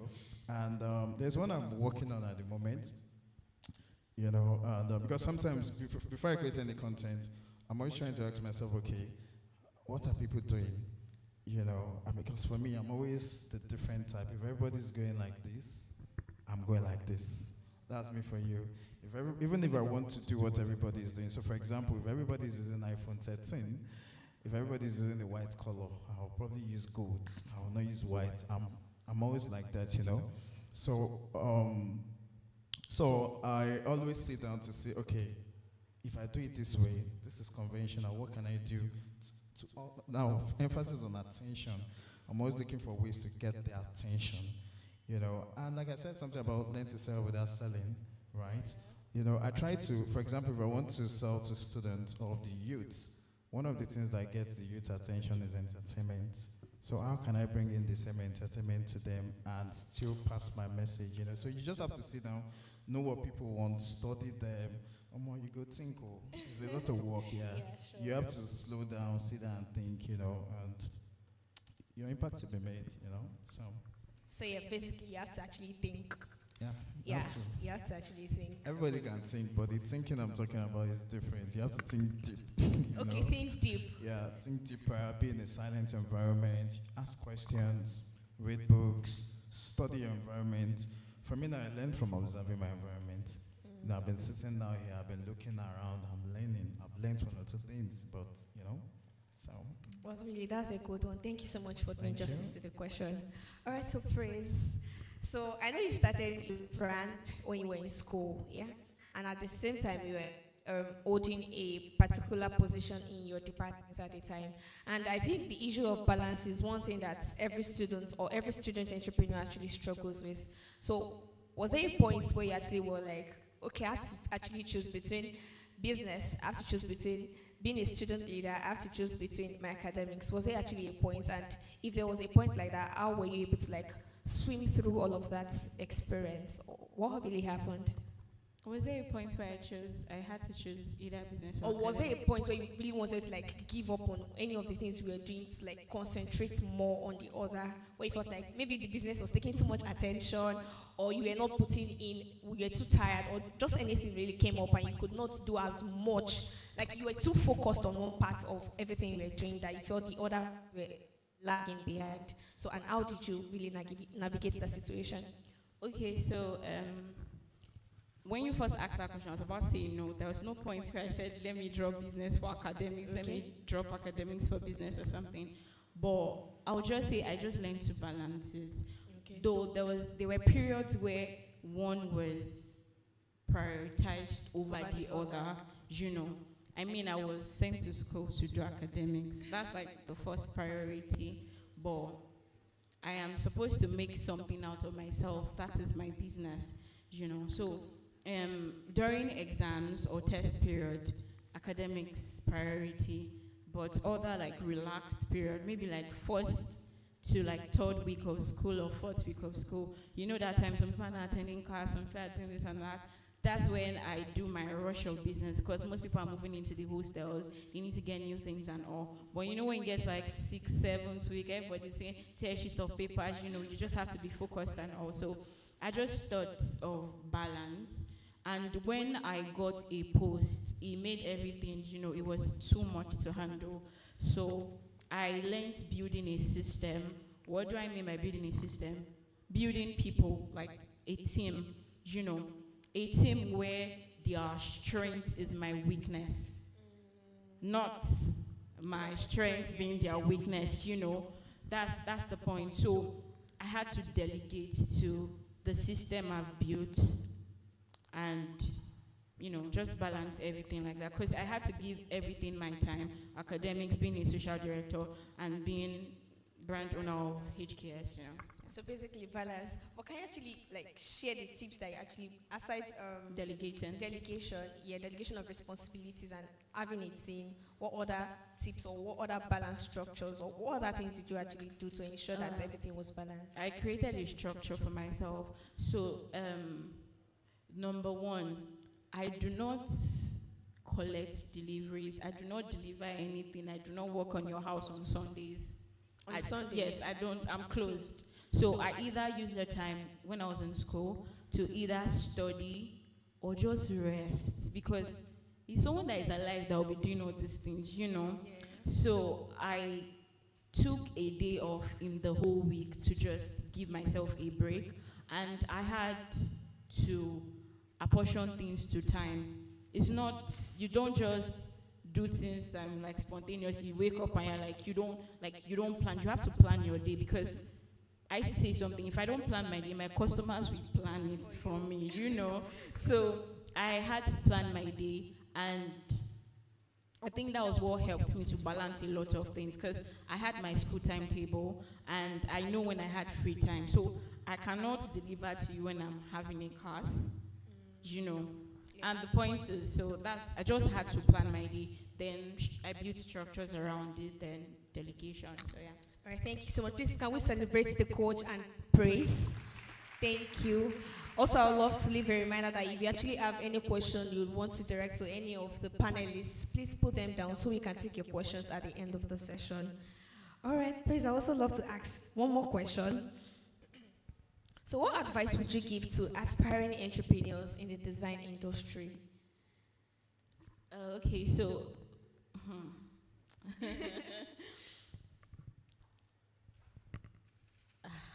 Like, I want to be like you. What would you tell me to do? how to be like me? Yeah, or surpass you or anything. What do I need to Okay, know? maybe how to be like me, how to surpass me. Number one. Number one, be ready for down days. That's like the first advice. Be ready for obstacles. Be ready for a no. Be ready for I don't want to do this with you. Be ready for I'm not going to partner with you. You know, so that's the first thing. Because me running my business, I think it has opened my eyes to see many things and from different perspectives. It can't always be raining. Every day cannot be Christmas, you know. So, like, the first thing, be ready. Like, brace up your strength for days that you're going to hear no and days that you're going to feel down, actually. Because I cannot count how many times I've cried. Me, I know I'll still cry. So, you know, I can't count how many times I've cried, but I never stayed there, actually. You know, I used to say something to my friend jokingly. I can post every day on Instagram and not be fine.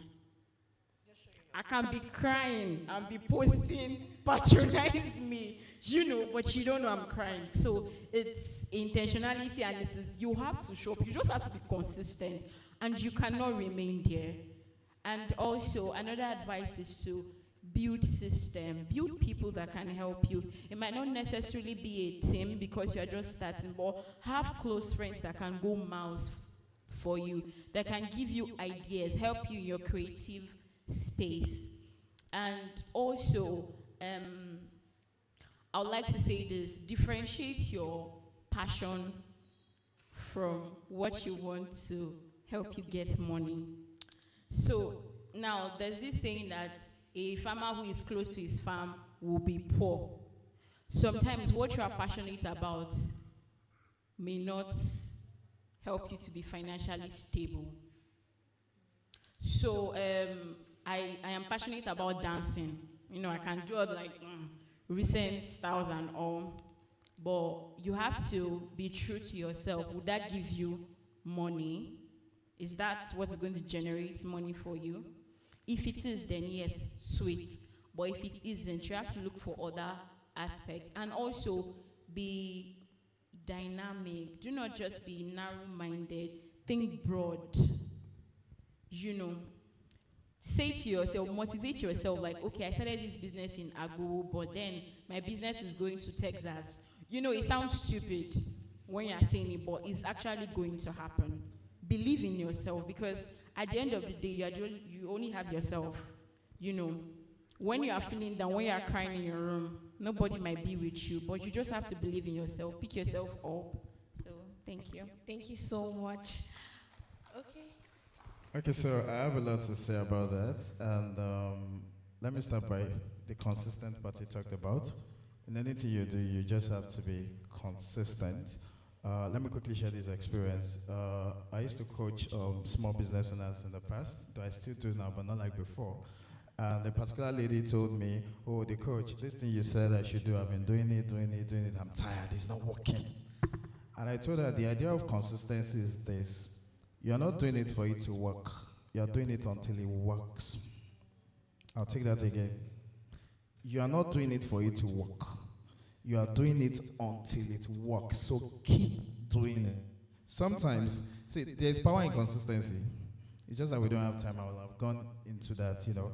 Let me also say this. See, if you don't believe in yourself, you're not going nowhere. I always tell people, if the whole world does not believe in you, believe in yourself. It starts with you. And let me also use this opportunity to encourage you. Anything you want to do, learn.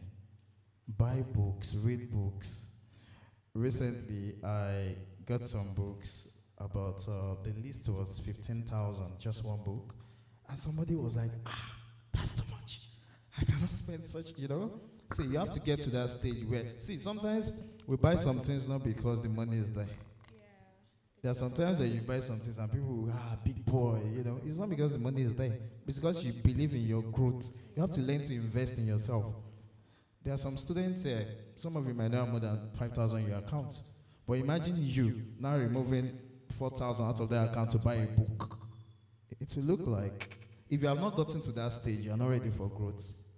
Yeah, you are not ready. You just be like others. We are talking about doing something different, doing something out of the norm. You have to think mad. Making a difference, that's what I mean. Do you get what I'm saying? You see, challenge yourself. I want to challenge some of you. Go home. Just do something you've never done or something you might not be able to do. Just go. Go to a bookstore, buy a book. You know, take yourself out. Do some things.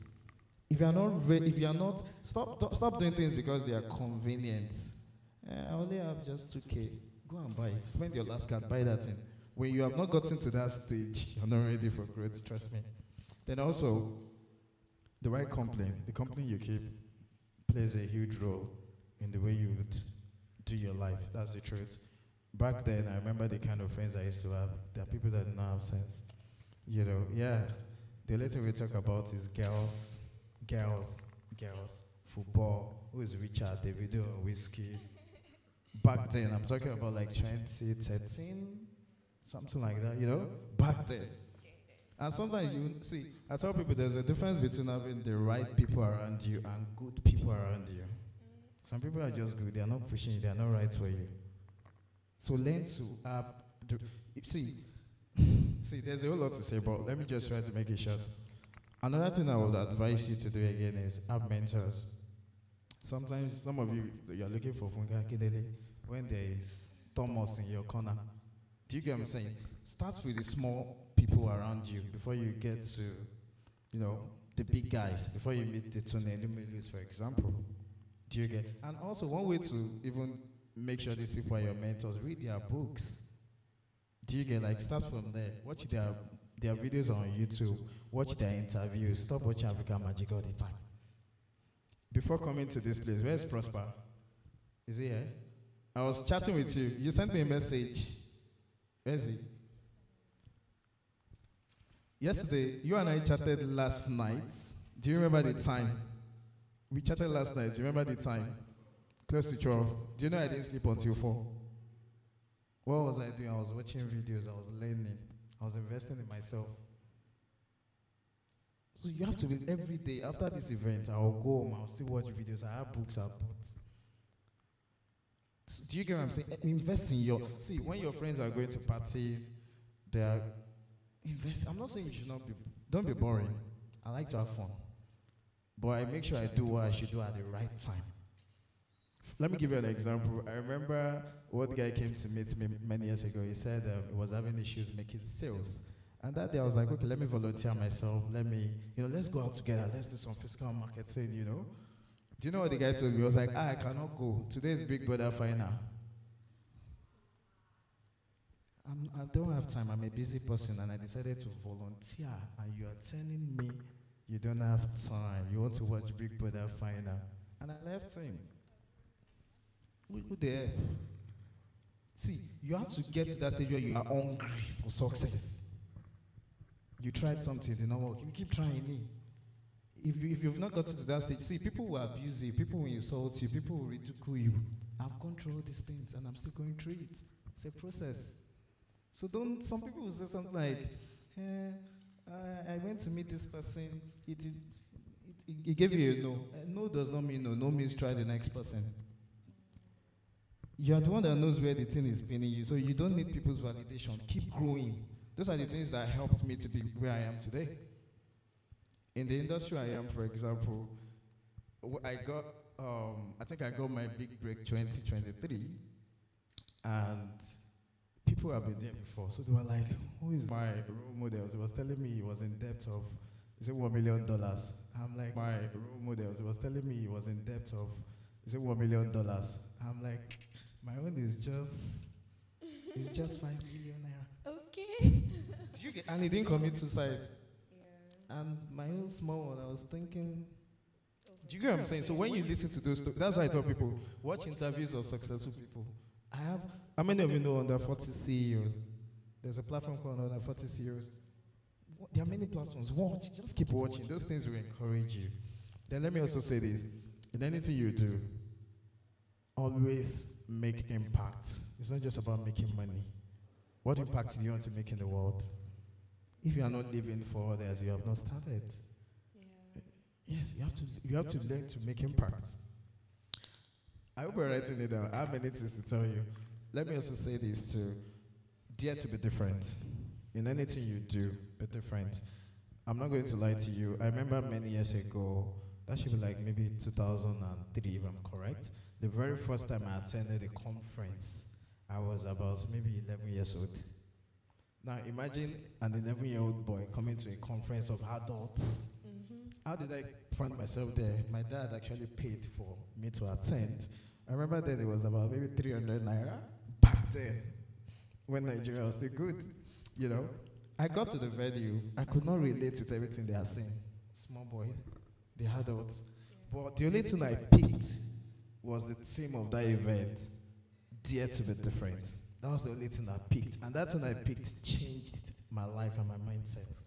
So please, I want to encourage you, if you are here and you feel, even if your parents don't believe in you, even if you have people that don't believe in you, does not mean you cannot make it. See, when you have... People see me as, and I can also design, graphic design. And so people see me as I'm doing different things. So how do we try to balance the whole thing? Because they don't even know which one I'm doing from which one. But right now, me, I actually knows what I'm doing, and I know that I have these skills, and some skills are really making money now. So, and I can't just leave them. Okay, I have a question for you before you drop the mic. Okay. What do you want to achieve? I didn't get that question very well. What do you want to achieve? I heard you like repairing phones. You like graphic designing. Yes, I do graphic design. And you repair phones. Yes. What do you want to achieve? That's my question. From all those things, I use them to make money. I know. Okay. Definitely. What do you want to achieve? Aside money. Okay, maybe I should rephrase it. What do you want to be seen as? Okay. I want people to be seeing me as HR, job givers. And so. As a job giver? Yeah. And you are repairing phone? Yes. And you are doing graphic designing? Yes. But I have a company which I'm running, which is Job Up. Okay, but that's the one that you want people to see you as a job giver? Yes. Okay. Your question was, how do you balance? How do you balance things? Do you like repairing phones? Yes. People knows me that I do. No. I know people. Yes, know I you. like it. I like it. Do you like graphic designing? Yes, I do. I love seeing beautifuls and colors. So. Do you like it? Yes, I do. Okay. I do. Okay, that's nice. Since you look like you cannot give up any, repairing phones, graphic designing, and job up. Okay, and job up. So, at a point, it's going to be tasking for you, but have priority. That's what I want to say. That's why I asked you, what do you want to achieve? What do you want to be seen as? Prioritize what you want to be seen as first. That is your priority. If you want to be seen as a graphic designer, go into graphics, put all your mind into graphics. Though you can have like others, like, repairing phones and job up. If you want to be seen as an engineer, which is not only repairing phones, you could read, get knowledge, pay for knowledge. At the end of the day, it's going to clothe you, So, whatever you want to be seen as, make it priority. The others can come. That is first how you balance. Then you have to set structures, what you want to do at a particular time. And you do it, is discipline, Are you a student? No. Okay, That's fair. So I'm just saying, just create. You have 24 hours in the day. Structure it to how you want your 24 hours to go. Do not let people structure it for you. You know, because you're already saying that people are saying, what does this boy want to do? But you know what you want to do, yeah? Then go for it, actually. If you want to be seen as someone that gives job, prioritize it. I'm not saying leave your engineering or leave your graphic designing. Those things can fetch you money, even without you doing them, do you know? Exactly. So that comes with delegating, maybe teaching somebody to do it for you while you like face your HR. Thank you. Thank you so much, Praise. All right, can you come forward for your question? No, it was him who raised his hand first, sorry. Is it the one? Okay, come.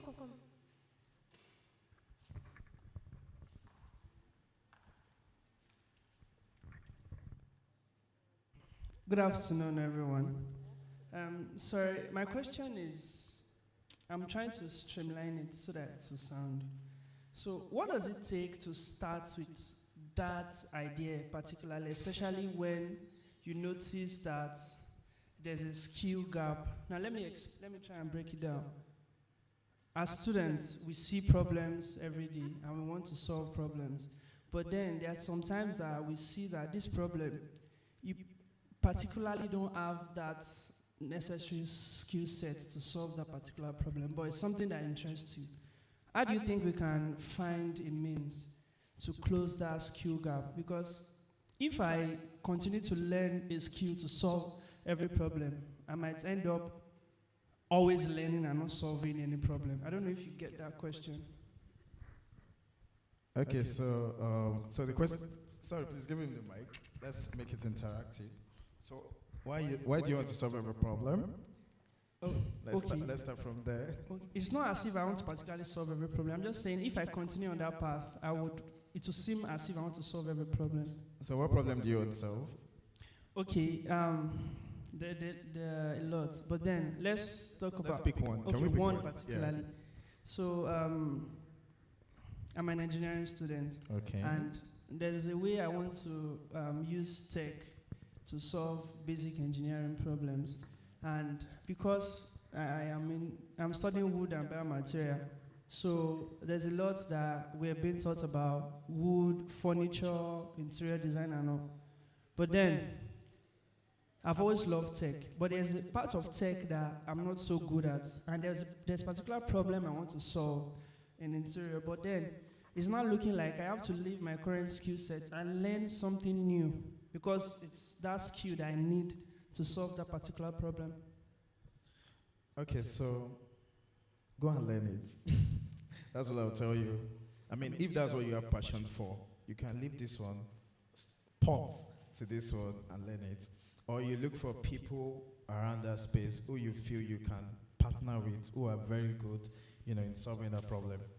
So the question now is, do you really want to leave this and solve this one you're talking about? So I think I understand you're kind of person.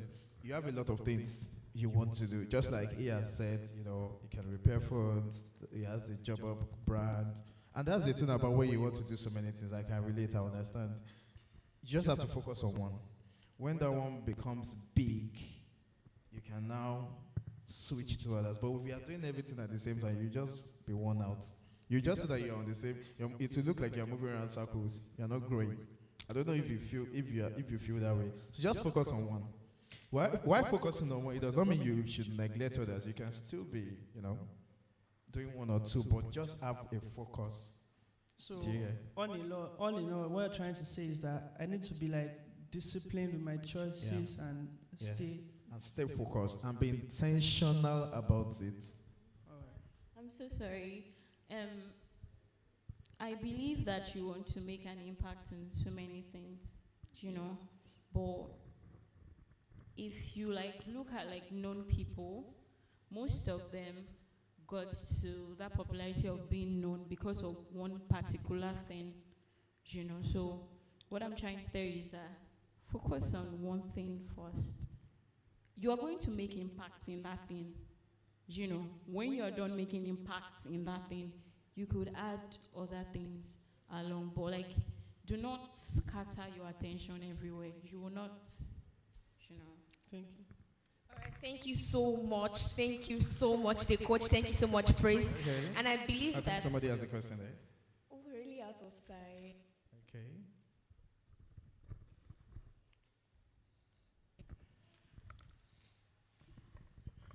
Yeah, good afternoon. Thank you very much, Prince and Mr. Coach. So my question is related to you, Ma. So I want to ask, how were you able to do it? Like, you said that you are into interior design and delivering stuff. So imagine you delivering something to someone at Lagos. Probably maybe duvet, bedsheet, and lot. Like maybe the total cost of that thing is like 50K. Yeah. Maybe the total cost was, let's say, 60K. And the transport fare from here to that place probably like 20K. That would be like still 10K different. You understand the calculation? So now, in my, like I'm the client. In my mind, like, won't I? Is there any client that I won't think like 60K, 50K, like 10K difference? It sounds better to buy it in Lagos and even left like the 10K difference will still be there. It's crazy, right? Yeah. Myself, I thought it's crazy too. I'm being serious. Yes. So there's a reason why they came to me. Okay. That's all I have to say. Because, you know, they could buy it in Lagos. The clients that wanted furniture, bed frame, wardrobe, it sounded crazy because you are not talking about duvet or something that you push inside bus. You're talking about something that you will clear the seat of a bus to put all those things in. And you're not talking about 20K for delivery. Even as you clear the seat of the bus, you see tie some on top of the bus. Do you get? So in my head, I'm like, why did you come to me? You could easily get these things in Lagos and like that delivery fee, add it, you will get those things, you know. But you have to have something for people to come for you, you know. If somebody referred, because I don't know him, someone referred him to me. So I was referred because I offer value. It might be that he can get the value in Lagos, but there's a reason why he came to meet me, which I even told him, you can buy these things in Lagos. You know, and he said no, that he wants me to deliver them for him. And I first thought that sound, you know, it didn't make any sense. But there must be something that made him come to me. You know, it's a different thing when you preach about yourself and when other people vouch for you. And they can only vouch for you if you are giving them authenticity and value. Do you get? So, yeah. Thank you very much. Sorry, I'd like to answer that question too. Okay, so one thing we need to understand is business is all about trust. If people don't trust you, they won't buy from you. If you see an advert of, let's say, a clothing brand on your way, you might not buy from them. But if your friend tells you about a particular clothing brand, you listen to your friend more that you trust. Do you get? So back to what you said. When we were, a particular client from Lagos wanted to buy just one card, single card, 500 naira. Delivery fee was 3K. It didn't make sense. Card that you can get in Lagos. Somebody was willing to pay 3K for just one. Why? The trust. See, you must be so good at, see, anything you do, just make sure you are excellent at it. I told you, somebody from Qatar, Ibadan, Qatar. It didn't make sense to me. Even the very first time we had the delivery outside Ibadan was Abuja. I was like, Abuja to Ibadan. I didn't even want to take the job, but I had to. So if you are very good at what you do, if you are excellent, if you are different, people will spread your message for you. I'm sure most of you know about referrals. That's one of the best ways to grow your business. That worked for me. No billboard, no radio adverts, nothing. It was just social media. I wish we had time, but I'll have gone into it. But if anybody wants to talk to me after this, like that guy that asked that question, where is he? We could talk about how to make his dream come true. Where is he? Okay, he has gone. Okay, yeah, that's him. So we can still talk about how to make your dream come true, like behind the scene. You could, do you get? Because sometimes it's not just enough to answer some questions. I can tell you what to do. Sometimes you know what to do, but the problem is how to do it. It's not like most of you, you know, you have a lot of knowledge, but how to do it is a problem. So that is where coaches come in. Do you get? So we've answered his question. He might not still get results. But when he comes over, we'll be able to, take it one step at a time, and you get your results. So that's it. Then I have something here before I go. So I'm about to illustrate something, and I know that those of you who attended last session should not participate because you know what I want to do already. I want to use it to drive a point. So I have 1,000 naira notes here. Who wants it? Who wants it? Like, who really wants this? Okay. Okay. Okay, so wait, don't go yet, don't go yet. So now you are wondering, why did I do what I did? That's to let you know that anything you want to do, take a step. That thing will not come and meet you. When I said who wants it, many people raised up their hand, but who got it? The guy that paid the price. So you have to pay the price. It's not enough for you to say you want it. Go for it. In the process, the first time I illustrated this, 2 people came out. The first lady injured herself. So that's to tell you there will be challenges. It won't be, before you climb this place, was it easy? You almost fell. So that's it. So go for it. So I hope this will encourage you and challenge you to start that thing today. Go and read that book. Go out, go outside your comfort zone. I still have more giveaways, but I think... Okay, how many of you are on Instagram? So a particular media personality reached out to me, gave me 100K for giveaways. He wants to grow his page, and I've been distributing the money, so it means 3K out of 100K. So I said, okay, let me share this. So should we do 1K each to 3 people or 1 person 3K? Which one? Let me allow you to decide. 1K each to 3 people. Okay. So all you do is follow his page on Instagram, and I'll pick 3 people randomly now. I will do the transfer now. Everything now. Or maybe later, after the program. So his name is Deji_Owotsumi. So I'll spell it. Are you on Instagram, first of all? DEJI_OWOTUMI. I'll pick randomly. Don't tell me that. I'll go on this. I will check it out. I'll pick randomly. I'll check it out. Or should I tell him to pick randomly? I'll do it, don't worry. DEJI_OWOTUMI. Okay. Then before we proceed, I want to make a special shout out to Flowers of Paris Bakery. Thank you for coming. Thank you for following me. I mean, it means a lot to me. Thank you so much for showing up. We appreciate you. We love you. How many of you know Paris Bakery? Let me see. How many people? Okay. Okay, nice.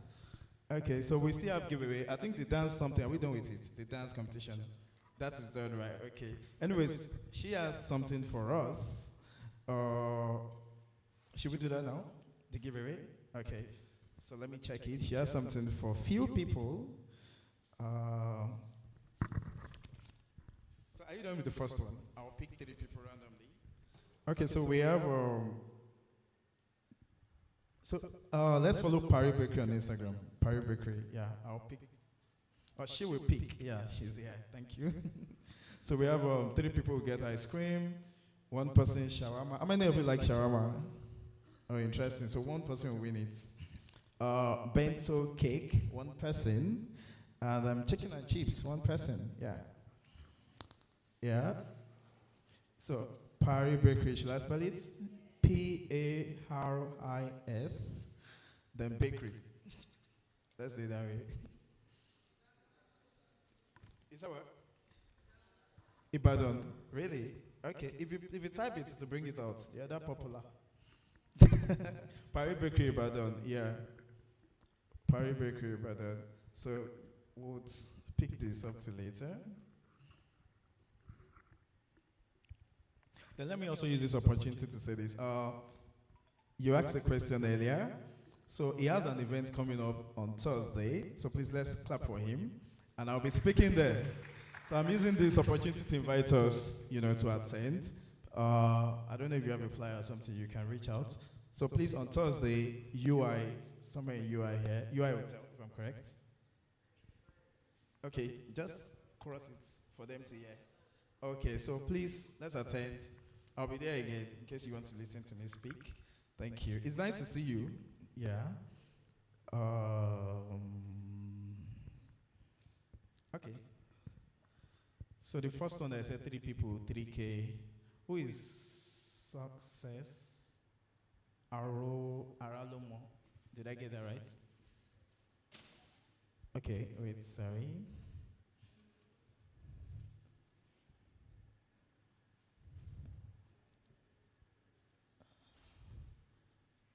Okay, Success is not here.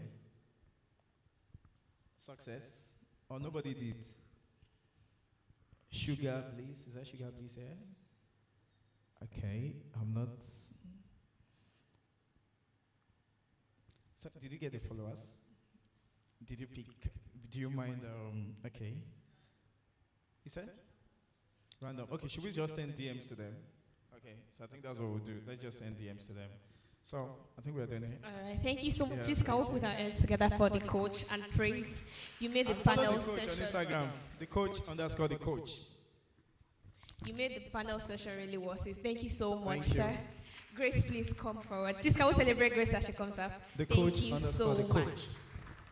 All right. Thank you so much, Debbie, for moderating that session so excellently well. And I want to thank you, sir, for an amazing session. Thank you, Ma, Miss Praise, for such an amazing session. Please a round of applause for all of them once again. I hope we learned, relearned, and unlearned some things that we needed to. So we're far behind time, and we will be wrapping up the program in a few minutes. I'm so sorry. I want to apologize to Team A and Team B. We won't be completing our game because of time. We have to be out of here in a few minutes. I really apologize. I know a lot of us we've already planned that ice cream somewhere. But I really apologize. Please do well to follow Paris Bakery, and you just might get your ice cream. Thank you so much. Have people forgiven me?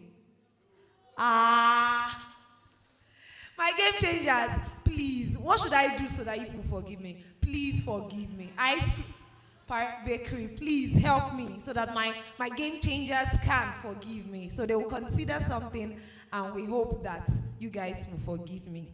Thank you. Please forgive me. Thank you. Thank you very much. So before we wrap up the program, we have important people here with us. They were a pivotal part of ensuring that this program came to life. I'm talking about a brand that deals with cryptocurrency, an amazing brand that has shown forth excellence over the years. So I'll be inviting them over to speak to us now. I guess they also have a few giveaways for us. So let's get ready. So please, with a resounding round of applause, let's make welcome the brand Roku.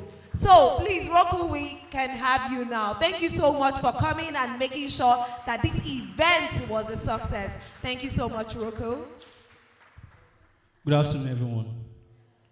My name is Lawal Oluwajuwon, popularly known as Mindset. So I'm a student of University of Ibadan, this same university, a 400-level student of History Department. I'm an entrepreneur, creative designer, and a Web3 enthusiast. So let me not bore us down with a lot of crypto talks. Let me just add a few things to, I would say I've learned a lot of things today actually.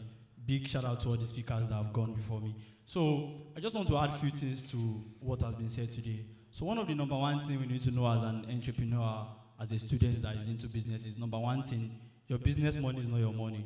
You have to know that. Your business money is not your money because when you start a new business, you own a new brand, you have another source of income. You might be tempted. You always want to get tempted to touch your brand money, your business money, the income you've made. But let me tell you, your business money is not your money.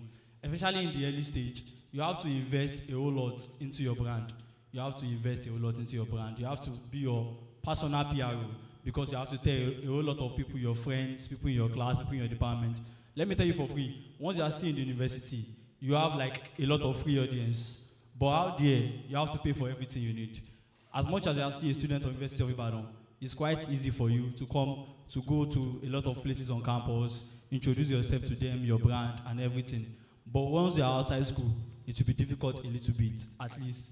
Although it might be easier to some extent, but there's this range of audience that we have as students among our fellow students. But once you are a graduate, once you are out of this campus, it will be quite difficult. So we are talking about breaking norms as entrepreneur. So like the world is moving, and we are already in the decentralized finance world already. Because prior to all this stage, you do have transaction based in Naira alone. But it got to a time, we started having stuff like mobile app, bank app, where you can transfer money from one place to another, to someone that is not nearby, without the physical currency that we can hold and touch. But apart from that, something else came into existence, that is the Web3. And when we are talking about the blockchain, that is like all these cryptocurrency, Bitcoin, Ethereum, and all other cryptocurrencies. We are in an era whereby you can transfer money, you can receive payments globally. So as an entrepreneur, how will this help you?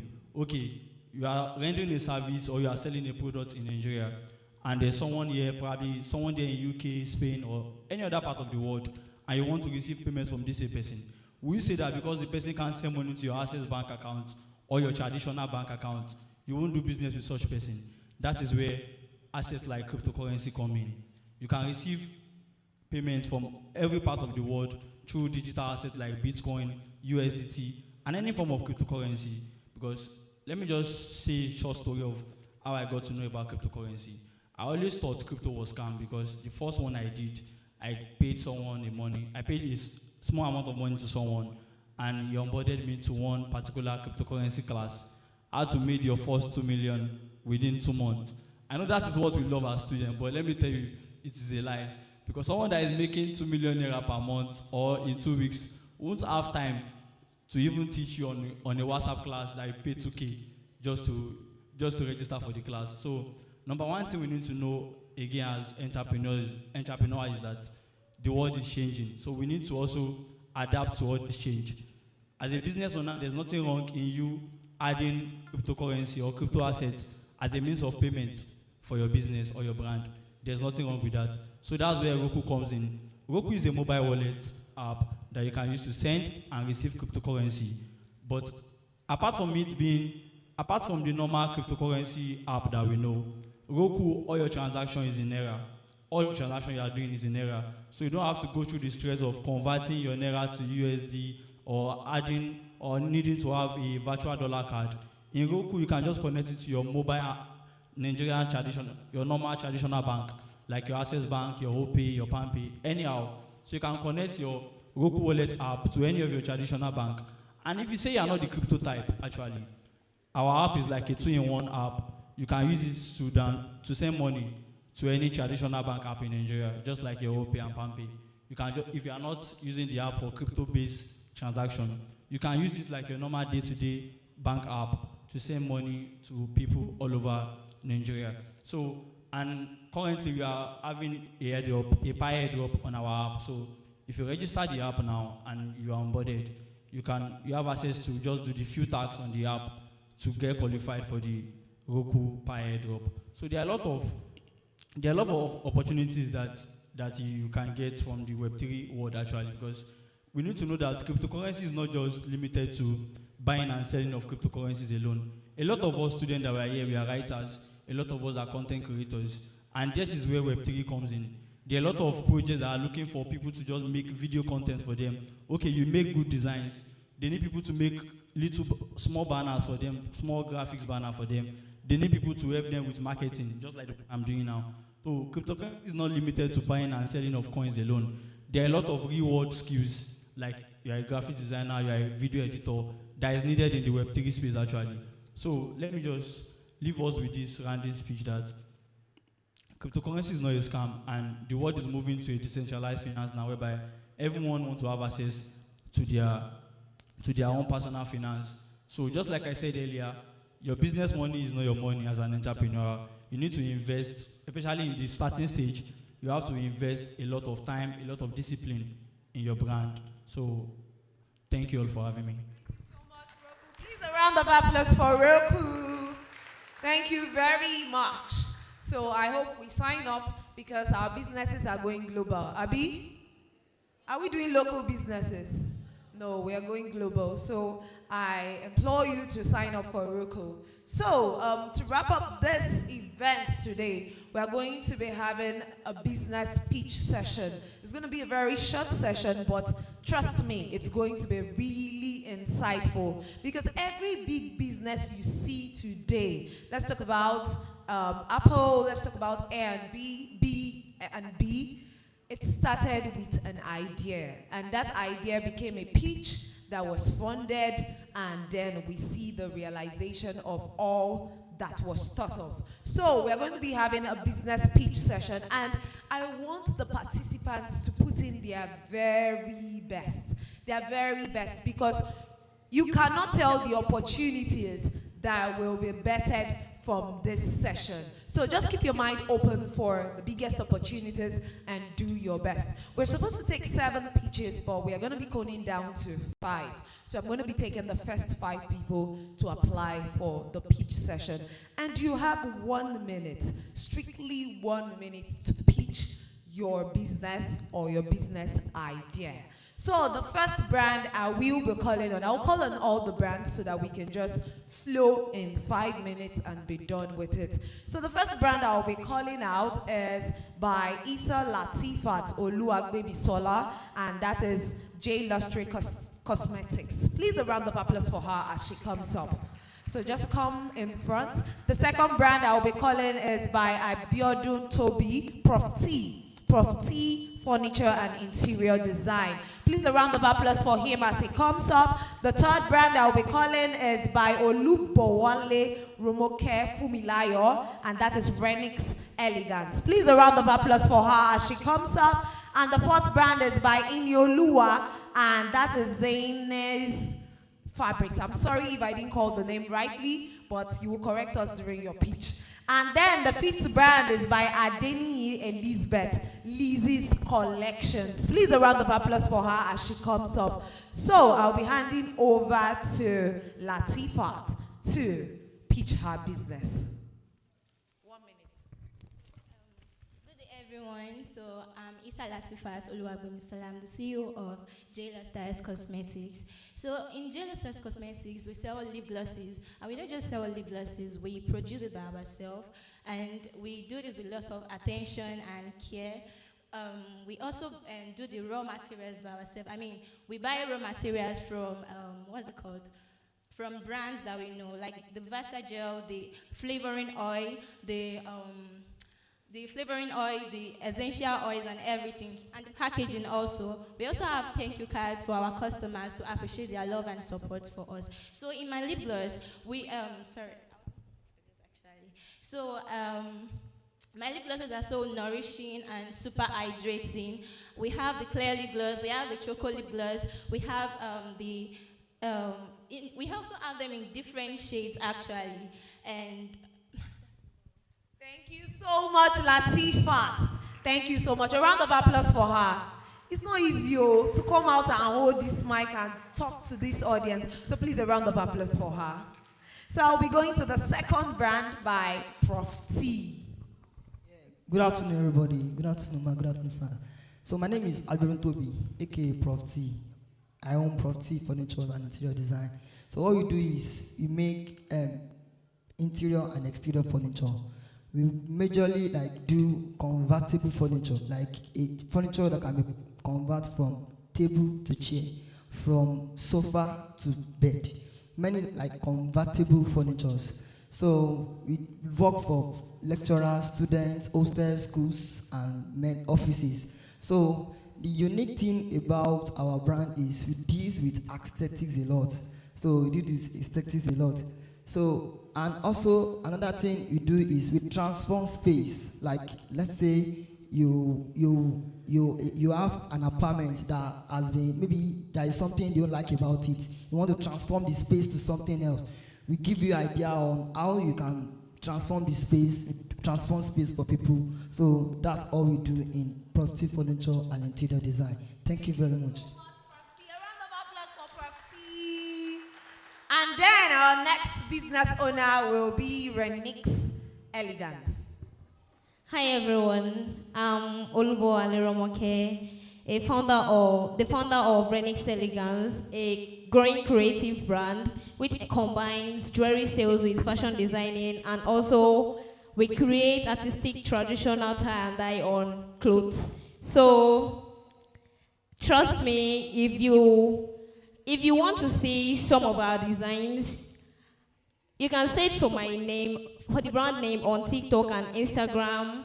You can also get my number maybe after the program or some other time. Thank you so much, Renix Elegance. Please a round of applause for her once again. And then the fourth brand would be Zani's Fabrics. All right, correct us during your pitch. Good afternoon, everybody. My name is Inioluwa Adiago, the brand owner of Ziani Fabrics. Ziani Fabrics is a brand that has to do with the sales of Ankara fabrics, where you get the most unique, most durable, and most convenient Ankara fabrics you can get anywhere. I have a story, which is that I attended an event and I had thought I dressed in my best self on this particular day, only for me to arrive at the event and saw that I was sharing the same clothes as the servers at that particular event. And this event, I had escorted my executive on that day. And unfortunately for me, people started asking me about, the welfare of the event, and I felt so embarrassed. So I thought, how about I have a brand where people can get to shop amazing Ankara fabrics that you don't just get to see anywhere or with anybody. And because of this, Ziane is a brand that deals with you wearing your most confident selves when you go out and appearing as unique, special as you need to be at every place. So as Ziane, you can trust us to sell your 100% cotton materials, and which can be the best gift for your families, friends, sisters, brothers, uncles, or even if you want to do anything versatile with Ankara fabrics, we are your best bet. Thank you, Ziane. I got it this time, right? Please a round of applause for her. And then the last brand on our list this afternoon is Lizzie's Collection. Okay, good day, everyone. I'm Elizabeth Oluwakemi Adeniji, a 300-level student of Department of Geology, and I own the brand Lizzie Collections. So what we do at Lizzie Collections is we sell customized tote bags, not the regular ones, customized tote bags, beaded scrunchies, emphasis on beaded scrunchies. Then I sell for both male and female. So at Lizzie Collections, we sell affordable totes, and I have one with me here, not the regular one, as you can see. And we have some resin arts that we put there when you buy to make it unique from others. And what else? Okay, that's all I have to say for now. Thank you so much, Lizzie's Collection. Lizzie. Thank you, Lizzie Collections. So, thank you so much, Lizzie Collections. Please a round of applause for all our brands that have come here to pitch their businesses. Thank you so much. You can go have your seat. So, whatever updates, you'll get it from me by the end of this event. So we've come to the end of this amazing event, but before we wrap it up totally, I'll be calling on the convener of this event to give his closing remarks and also present a word to our speakers for today. So can we make welcome our convener? Okay. Okay, so before he comes, we had a conversation earlier. So we're going to start the giveaways with those that came to pitch. So please, they should see us or see us before you go, so we have something for you. So before Prosper comes in, I'd like us to read what's on the screen. Like, I just want one person. Can you see what's there? Now here. Okay. Who again? Okay. Okay, so before we did that, a paper was sent to some of you, and somebody said opportunity is nowhere. Why someone said now here. So that's to let you know that the same thing, everybody saw the same thing, right? But the way you see it, perspective matters. So sometimes you're like, oh, Nigeria, there's no this, you're Japan. People are making it here. Yeah, we know that the challenges are there, but the opportunities are everywhere. So do we get it? The way you see things. Thank you. So please, those people should not forget. Thank you so much, the coach. Thank you very much. So every brand owner that pitched their business here should please see the coach after the program. So please, with a round of applause, let's make welcome our convener of this event, Mr. Prosper Iheanacho, as he takes the closing remark. Thank you very much. All right, so hello everyone. Good afternoon. All right, so let me say a very big thank you to everyone who came around today. Our speakers, our wonderful speakers, our panelists, special appearances, even our attendees. We are very grateful. Thank you so much. I want you to appreciate yourselves. Thank you so much.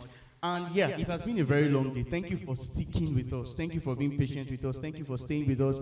And if you know you actually benefited, or you were, if you've learned a lot in today's edition, I want you to reflect it. So that we'll know you didn't just waste your time. All right, so if you gained a lot, all right, so can I hear breaking the norms? All right, so can I hear the emergence of game changers?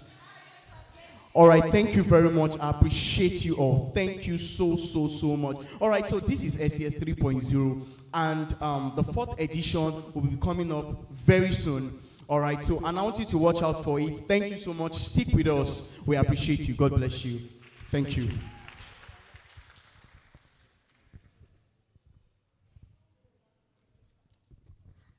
So thank you very much, everyone. So thank you very much, everyone, for making it to this event today. I trust we had a wonderful time. Game changers, I trust we had a wonderful time. I know that I did not deliver on the ice cream promise, but I trust we had a wonderful time. All right. So thank you so much.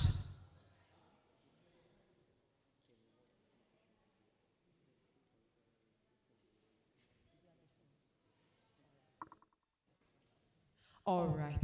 So I want to specially thank everyone for making out time to join us in the event today. Even as the convener said, I want to thank you also for your cooperation and energy.